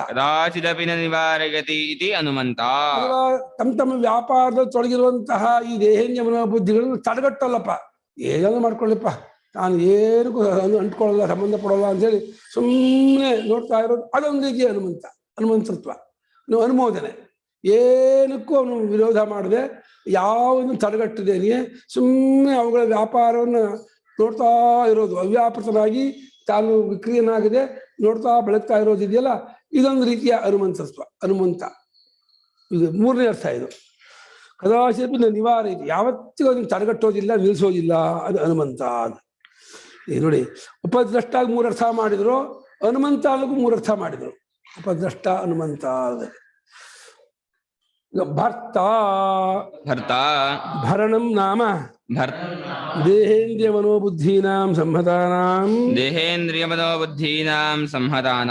ಚೈತನ್ಯಾತ್ಮ ಪಾರಾರ್ಥೇನ ನಿಮಿತ್ತಭೂತೇನ ಚೈತನ್ಯಾಭಾಸಾನಾಂ ಸ್ವರೂಪಧಾರಣಂ ಚೈತನ್ಯಾತ್ಮಕೃತಮೇವ ಇತಿ ಭರ್ತ ಆತ್ಮ ಉಚ್ಯತೆ. ಭರಣ ಹೊತ್ಕೊಳ್ಳೋದು ಅಂದ್ರೆ ನೀವು ಹೇಳಿ, ಅಕ್ಷರ ಅಂದಿರೋ ವ್ಯಾಖ್ಯಾನ ಕೊಡಿ. ಹೇಳಿ ಇವಾಗ ಕೇಳಿಸ್ಲಿಲ್ಲ, ಹೇಳಿ ಇವಾಗ ಕೇಳಿ. ಕನೆಕ್ಟ್ ಆಗ್ಲಿಲ್ಲ, 10 ಗಂಟೆಯಿಂದ ಕಾಯ್ತಾ ಇದೀನಿ, ಏನೋ ಒಂದು ಪಾಸ್ವರ್ಡ್ ಹೊಡಿಬೇಕಂತೆ ಕನೆಕ್ಟೇ ಆಗಲಿಲ್ಲ. ದೇಹೇಂದ್ರಿಯ ಮನೋಬುದ್ಧಿ ಸಂಹತಾನಾಂ ಅದೇ ಸಿಕ್ತಾ ಕೊಟ್ಟಿದ್ದೀರಾ? ಪುಸ್ತಕ ಇಟ್ಕೊಂಡಿದ್ದೀನಿ, ಗೀತಾ ಭಾಷ್ಯ ಇದೆ, ಗೊತ್ತಾಯ್ತು. 13 ಉಪದ್ರಷ್ಟಾನಮಂತಾಚ ಭರ್ತಾ ಭೋಕ್ತಾ ಮಹೇಶ್ವರ ಪರಮಾತ್ಮೇತಿ ಚಾಪ್ಯೋ ದೇಹೇಸ್ಮಿನ್ ಪುರುಷ ಪರಃ. ಇದು ಅನುಭವವೂ ಹೌದು, ಪರಾಭಕ್ತಿಯೂ ಹೌದು. ಉಪದ್ರಷ್ಟ ಅಂದ್ರೆ ಸಮೀಪದಿಂದ ನಮ್ಮನ್ನು ನೋಡುವವನು ಅಂತ ಒಂದರ್ಥ. ಉಪದ್ರಷ್ಟ ಅಂದ್ರೆ ಯಜ್ಞದಂತೆ ಎಲ್ಲವನ್ನೂ ನೋಡೋನು ಅಂತ, ಎಲ್ಲಾ ಇಂದ್ರಿಯ ಕರಣಗಳ ಅಷ್ಟೂ ಚೇಷ್ಟೆಯನ್ನು ನೋಡೋನು ಅಂತ ಎರಡನೇ ಅರ್ಥ. ಉಪದ್ರಷ್ಟ ಅಂದ್ರೆ ಇನ್ನೊಂದು, ಎಲ್ಲಕ್ಕೂ ಸಾಕ್ಷಿಯಾಗಿ ನಿಂತ್ಕೊಂಡು ನೋಡ್ತಾನೆ ಹೇಳ್ತು, ವಿಕಾರವಾಗದೆ ಸುಮ್ಮನೆ ನೋಡೋನು ಅಂತ. ಈ ಉಪದ್ರಷ್ಟ. ಹನುಮಂತ ಅಂದ್ರೆ ಅನುಮತಿ ಕೊಡೋನು, ಅನುಮೋದನೆ ಪಡೆಯುವವನು, ಒಂದು ಸಂತೋಷ ಪಡುವವನು. ಉಪದ್ರಷ್ಟ ಹನುಮಂತಾಜ. ಭರ್ತ ಈಗ ಹೇಳ್ತಾ ಇದ್ದೀರಿ, ಭರಣ ಅಂದ್ರೆ ದೇಹೇಂದ್ರಿಯಗಳನ್ನು ಎತ್ತಿ ಹಿಡಿಯೋದು. ದಿನಾ ಬೆಳಗ್ಗೆಯಿಂದ ಸಾಯಂಕಾಲದವರೆಗೂ ಕೆಲಸ ಮಾಡಿ ದೇಹೇಂದ್ರಿಯಗಳು ಬಿದ್ದೋಗಿರತ್ತೆ, ಅದನ್ನು ಪುನಃ ರಾತ್ರಿ ಎಲ್ಲ ನಿದ್ದೆಯಲ್ಲಿ ರಿಪೇರಿ ಮಾಡಿ ಮತ್ತೆ ಅದನ್ನು ಎತ್ತಿ ಹಿಡಿತಾನೆ. ಭರ್ತ ಸ್ವಾಮಿ ಅಂತೂ ಅರ್ಥ ಇದೆ, ಭರ್ತ ಅಂದ್ರೆ ಪೋಷಣೆ ಮಾಡುವನು ಅಂತ ಅರ್ಥ ಇದೆ. ಭರಣಂ ನಾಮ ಅಂತ ಬರ್ದಿದ್ದಾರೆ. ಭರಣಂ ನಾಮ ಮುಂದಕ್ಕೆ ಹೋದೆ. ಭರಣಂ ನಾಮ ದೇಹೇಂದ್ರಿಯ ಮನೋಬುದ್ಧೀನಾಂ ಸಂಹತಾನಾಂ ಚೈತನ್ಯಾತ್ಮ ಪಾರಾರ್ಥ್ಯೇನ ನಿಮಿತ್ತಭೂತೇನ ಚೈತನ್ಯಾಭಾಸಾನಾಂ ಯತ್ ಸ್ವರೂಪಧಾರಣಂ ತತ್ ಚೈತನ್ಯಾತ್ಮಕೃತಮೇವೇತಿ ಭರ್ತ ಆತ್ಮ ಉಚ್ಯತೆ. ಬರ್ದ್ಯಾರ ಮೂರು. ಇದು ದೇಹೇಂದ್ರಿಯ ಮನೋಬುದ್ಧಿಗಳು ಕೆಲಸ ಮಾಡೋದು ಒಟ್ಟಿಗೆ ಮಾಡೋದ್ರಿಂದ ಪರಾರ್ಥ ಅಂದ್ರೆ ಸಂಹತವಾದ ಕೆಲಸವೆಲ್ಲವೂ ಇನ್ನೊಬ್ಬರಿಗೆ ಅಂತ. ಒಂದು ಮನೆ ಸಂಹೃತವಾದ್ರೆ ಯಜಮಾನ ಬೇರೆ ಅಂತಾನೆ. ಮನೆಯಲ್ಲಿ ಯಾವುದು ಕಿಟಕಿ ಬಾಗಿಲು ಯಾವುದು ಯಜಮಾನ ಆಗೋಲ್ಲ. ಹಾಗೆ ಯಾವುದು ಒಟ್ಟಾಗಿ ಸೇರಿ ಮಾಡ್ತಾರೋ ಅಲ್ಲಿ ಒಬ್ಬ ಯಜಮಾನ ಬೇರೆ ಇರ್ತಾನೆ ಅನ್ನೋದು ಒಂದರ್ಥ ಭರ್ತ ಅಂದ್ರೆ. ಇನ್ನು ಇವುಗಳು ಬೆಳಗ್ಗೆಯಿಂದ ಸಂಜೆವರೆಗೂ ಕೆಲಸ ಮಾಡುವಾಗ ಅವುಗಳಿಗೆ ಶಕ್ತಿಯನ್ನು ಕೊಡೋದು, ಅವುಗಳಿಗೆ ಸ್ವರೂಪ ಧಾರಣೆ ಮಾಡೋದು ಅವನದೇ ಆದ್ರಿಂದ, ಅವನ ಸ್ವರೂಪವೇ ಆದ್ರಿಂದ ಅವನು ಭರ್ತ. ಪೋಷಣೆ ಮಾಡುವವನೋ, ಅಸ್ತಿತ್ವವನ್ನು ಕೊಡುವವನೋ, ಅವುಗಳ ಕೆಲಸದಿಂದ ಸಂತೋಷ ಪಡುವವನೋ, ಅವುಗಳನ್ನ ಚೆನ್ನಾಗಿ ನಡೆಸೋವನೋ, ಆದ್ರಿಂದ ಭರ್ತ. ಲೋಕದಲ್ಲಿ ಭರ್ತ ಅಂದ್ರೆ ಗಂಡ ಅಂತ ಅರ್ಥ. ಗಂಡ, ಸ್ವಾಮಿ, ಯಜಮಾನ ಅಂತ ಅರ್ಥ ಭರ್ತ ಅಂದ್ರೆ. ಆದ್ರೆ ಇಲ್ಲಿ ಪರಮಾತ್ಮನ ಭರ್ತ ಅನ್ನುವಾಗ ಪರಮಾತ್ಮನ ಚೈತನ್ಯದಿಂದಲೇ ಇವೆಲ್ಲ ಅಸ್ತಿತ್ವವನ್ನು ಪಡೆದು ಅದರ ಶಕ್ತಿಯಿಂದಲೇ ಬೆಳಗ್ತಾ ಅವನಿಗೋಗಿ ಕೆಲಸ ಮಾಡ್ತಾ ಇದೆ. ಆದ್ರಿಂದ ಪರಮಾತ್ಮನು ಭರ್ತ ಅಂತ ಹೇಳಿದ್ರು. ಚೈತನ್ಯಾಭಾಸಾನಾಂ ಯತ್ ಸ್ವರೂಪ ಧಾರಣಂ, ಅವುಗಳ ಸ್ವರೂಪವನ್ನ ಧಾರಣೆ ಮಾಡೋದು, ಅವುಗಳ ಅಸ್ತಿತ್ವ ಕೊಡೋದು ಅಂತ. ದೇಹಗಳಿಗೆ ಏನೇನು ಸ್ವರೂಪ ಇದೆಯೋ, ಕಣ್ಣು ಕಣ್ಣಾಗಿರ್ಬೇಕಲ್ಲ, ನಾಳೆ ಕಣ್ಣು ಕಾಲಾಗಬಾರ್ದು, ಕಣ್ಣು ಕಿವಿ ಆಗಬಾರ್ದು. ಆಯಾ ಸ್ವರೂಪವನ್ನ ಮತ್ತೆ ಮತ್ತೆ ರಿಪೇರಿ ಮಾಡಿ ಮತ್ತೆ ಅಲ್ಲಲ್ಲೇ ಕಳಿಸ್ಬೇಕು. ರಾತ್ರಿ ನಿದ್ದೆಯಲ್ಲಿ ಎಲ್ಲವನ್ನು ಓವರ್ ಆಯಿಲ್ ಮಾಡಿ ಶುದ್ಧಿ ಮಾಡಿ ಆ ಕೆಟ್ಟೋಗಿರೋದೆಲ್ಲ ತೆಗೆದು ಮತ್ತೆ ಕಳಿಸ್ತಾನೆ. ಆದ್ರೆ ಇವನು ಕೆಡಿಸೋದು ಇವನ್ ಕೆಲಸ, ಜೀವನ್ ಕೆಲಸ, ರಿಪೇರಿ ಮಾಡೋದು ಪರಮಾತ್ಮನ ಕೆಲಸ. ಒಬ್ರು ಹಾಳು ಮಾಡೋರು, ಒಬ್ರು ಸರಿ ಮಾಡೋರು ಅಂತ. ಮನೇಲೆ ಒಬ್ರು ಕೆಡಿಸೋರು, ಒಬ್ಬ ಸರಿ. ಜೀವ ಪ್ರಪಂಚಕ್ಕೆ ಹೋಗಿ ಎಲ್ಲವನ್ನೂ ಹಾಳು ಮಾಡ್ಕೋತಾನೆ, ಪರಮಾತ್ಮ ನಿದ್ದೆಯಲ್ಲಿ ಎಲ್ಲವನ್ನೂ ಸರಿ ಮಾಡ್ತಾನೆ, ಮತ್ತೆ ಹಾಳು ಮಾಡ್ತಾನೆ, ಮತ್ತೆ ಸರಿ ಮಾಡ್ತಾನೆ. ಕೊನೆಗೆ ರಿಪೇರಿ ಮಾಡೋಕ್ ಬರೋ ಅಷ್ಟಕ್ಕೆ ಇದು ಕೆಟ್ಟ ಹೋಗತ್ತೆ, ಕೊಲುಗೆಟ್ಟು ಹೋಗತ್ತೆ. 70-80 ವರ್ಷ ಆದ್ಮೇಲೆ ಇನ್ನೆಂತ ರಿಪೇರಿ ಮಾಡೋಕ್ ಬರುತ್ತೆ? ಏನೇನು ಪ್ರಯೋಜನ ಇಲ್ಲ. ಆಗ ಕೂತ್ಕೊಳ್ಳುತ್ತೆ. ಭೋಕ್ತಾ ಅಗ್ನಿಷ್ಣವತ್ ನಿತ್ಯ ಚೈತನ್ಯ ಸ್ವರೂಪೇಣ, ಭೋಕ್ತಾ ಅಗ್ನಿಷ್ಣವತ್ ನಿತ್ಯ ಚೈತನ್ಯ ಸ್ವರೂಪೇಣ, ಬುದ್ಧೇಃ ಸುಖ ದುಃಖ ಮೋಹಾತ್ಮಕಾಃ ಪ್ರತ್ಯಯಾಃ, ಬುದ್ಧೇಃ ಸುಖ ದುಃಖ ಮೋಹಾತ್ಮಕಾಃ ಪ್ರತ್ಯಯಾಃ, ಸರ್ವ ವಿಷಯ ವಿಷಯಾಃ, ಸರ್ವ ವಿಷಯ ವಿಷಯಾಃ, ಚೈತನ್ಯಾತ್ಮಗ್ರಸ್ತಾ ಇವ, ಚೈತನ್ಯಾತ್ಮಗ್ರಸ್ತಾ ಇವ, ಜಾಯಮಾನಾಃ ಜಾಯಮಾನಾಃ, ವಿಭಕ್ತಾ ವಿಭಾವ್ಯಂತೆ ಇತಿ, ಭಕ್ತಾ ವಿಭಾವ್ಯಂತೆ ಇತಿ, ಭೋಕ್ತಾ ಆತ್ಮ ಉಚ್ಯತೆ. ಭೋಕ್ತಾ ಆತ್ಮ ಉಚ್ಯತೆ. ಇಲ್ಲಿ ಭೋಕ್ತಾ ಅನ್ನೋ ಶಬ್ದದಿಂದ ಅಗ್ನಿಯ ಬಿಸಿ ಹಾಗೆ ಸುಮ್ಮನೆ ನೋಡೋನು. ಅರಿವಿಲ್ಲದೆ ಹೋದ್ರೆ ಭೋಗ ಬರೋಲ್ಲ. ಮನುಷ್ಯನ ಜ್ಞಾನಕ್ಕೆ ಯಾವುದು ಗೋಚರವಲ್ವೋ ಅದರಲ್ಲಿ ಸುಖ ದುಃಖವೇ ಬರೋದಿಲ್ಲ. ಈ ಕೋಮಾ ಸ್ಟೇಜ್ ಅಲ್ಲಿ ಇದ್ದವ್ರು ಹೇಗೆ ಯಾವ ಸುಖ ದುಃಖವೂ ಇಲ್ವೋ, ನಮ್ಮ ಅರಿವಿಗೆ ಕಾಣದೆ ಹೋದ್ರೆ ಅದ್ರ ಸುಖ ದುಃಖ ಸಂಬಂಧ ಇಲ್ಲ. ಆದ್ರಿಂದ ಭರ್ತಾನು ಮೊದಲು ಅಗ್ನಿಷ್ಣವತ ಚೈತನ್ಯ ಸ್ವರೂಪದಿಂದ ಬೆಳಗ್ತಾನೆ ಅಂತ ಹೇಳಿದ್ರು. ಎರಡನೇದು ಏನ್ ಹೇಳಿದ್ರು ಅಂದ್ರೆ ಬಹಳ ಚೆನ್ನಾಗಿದೆ ಇದು ಭರ್ತ ಅನ್ನೋದು. ಇನ್ನು ಮುಂದಿನ ವಾಕ್ಯ ಭೋಕ್ತಾ ಭರ್ತ ಅಲ್ಲ, ಭೋಕ್ತ. ಎರಡನೇ ವಾಕ್ಯ ಏನೋ ಅಗ್ನಿಷ್ಣವತ ಆಯ್ತು. ಮುಂದೆ ಚೈತನ್ಯ ಸ್ವರೂಪೇಣ ಬುದ್ಧೇಃ ಸುಖ ದುಃಖ ಮೋಹಾತ್ಮಕ ಪ್ರತ್ಯಯಾಃ. ಬುದ್ಧಿಯಲ್ಲಿ ಸತ್ವಗುಣದಿಂದ ಸುಖ, ರಜೋಗುಣದಿಂದ ದುಃಖ, ತಮೋಗುಣದಿಂದ ಮೋಹ ಅಂತ 3 ಪ್ರತ್ಯಯಗಳು ಬರುತ್ತೆ. ಯಾವುದನ್ನು ನೋಡಿದ್ರು ಸತ್ವರಜ ಸಮೋಗುಣಗಳಲ್ಲಿ ಒಂದು ಉಂಟಾಗಿ ಆಗತ್ತೆ. ಆದ್ರಿಂದ ಸತ್ವರಜ ಸಮೋಗುಣಗಳಿಂದ ಕೂಡಿರುವಂತಹ ಈ ಪ್ರತ್ಯಯಗಳು ಸಾಕ್ಷಿಯ ಮುಂದೆ ಕುಣಿತಾ ಇರುತ್ತೆ. ಏನು ಯಾತಕ್ ಬರುತ್ತೆ ಗೊತ್ತಿಲ್ಲ. ಇವನು ಬರೀ ಅರಿವಿನಿಂದ ನೋಡೋನು. ಅರಿವಿನಿಂದ ನೋಡಿದ್ರು ಕೂಡ ಇವನ ಅರಿವಿಲ್ಲದೆ ಹೋದ್ರೆ ಅದಕ್ಕೆ ಎಂತದೋ ಅಸ್ತಿತ್ವವೇ ಬರೋಲ್ಲ, ಅದು ಪ್ರಯೋಜನವೂ ಆಗಲ್ಲ. ಯಾರು ನೋಡ್ದೆ ಸುಮ್ಮನೆ ಸ್ಟೇಜ್ ಮೇಲೆ ಕುಡಿದ್ರೆ ಹಾಗೆ ಟಿವಿನ ಯಾರು ನೋಡೋರಿಲ್ಲ, ಬರೀ ಟಿವಿ ಹಾಕ್ತಾ ಇದೆ ಅಂದ್ರೆ ಏನು ಪ್ರಯೋಜನ ಇಲ್ವೋ ಹಾಗೆ ಪರಮಾತ್ಮನ ಅರಿವಿಗೆ ಗೋಚರವಾಗುವುದೇ ಆ ಭೋಕ್ತೃತ್ವ. ಭೋಕ್ತೃತ್ವ ಶಬ್ದದಿಂದ ನಿಜವಾಗಿ ಅವನು ಭೋಕ್ತೃ ಅಲ್ಲ, ಭೋಕ್ತಾ ಇವ ಭೋಕ್ತಾ ಅಂತ ಹೇಳ್ಬೇಕಾಗಿತ್ತು. ಆದ್ರೂ ಕೂಡ ಭೋಕ್ತೃತ್ವವನ್ನ ಕಲ್ಪಿಸಿಕೊಂಡು ಸುಖ ದುಃಖ ಮೋಹಾತ್ಮಕವಾದ ಪ್ರತ್ಯಯಗಳು ಸರ್ವ ವಿಷಯ ವಿಷಯ ಅಂದ್ರು. ಎಲ್ಲಾ ವಿಷಯದಲ್ಲೂ ಸತ್ವಾರಜ ತಮಸ್ಸು ಅಂತ ಸಾಂಖ್ಯರ ಪ್ರಕ್ರಿಯೆಯನ್ನ ಮನಸ್ಸಿಗೆ ಒಪ್ಪಿಕೊಂಡು ಆ 3 ಜಾತಿ ಪ್ರತ್ಯಯ ಬರುತ್ತೆ. ಒಂದು ಆಹ್ಲಾದ ಸುಖ ಬರುತ್ತೆ, ಇನ್ನೊಂದು ದುಃಖ ಬರುತ್ತೆ, ಅಯ್ಯೋ ಕ್ಲೇಶವಾಗುತ್ತೆ ಯಾಕಪ್ಪ ಈ ಶಬ್ದಗಳು ಅಂತ. ಇನ್ನೊಂದ್ಸಲ ಮೋಹ ಬರುತ್ತೆ, ಏನು ಗೊತ್ತಾಗದ ಹಾಗಿರುತ್ತೆ.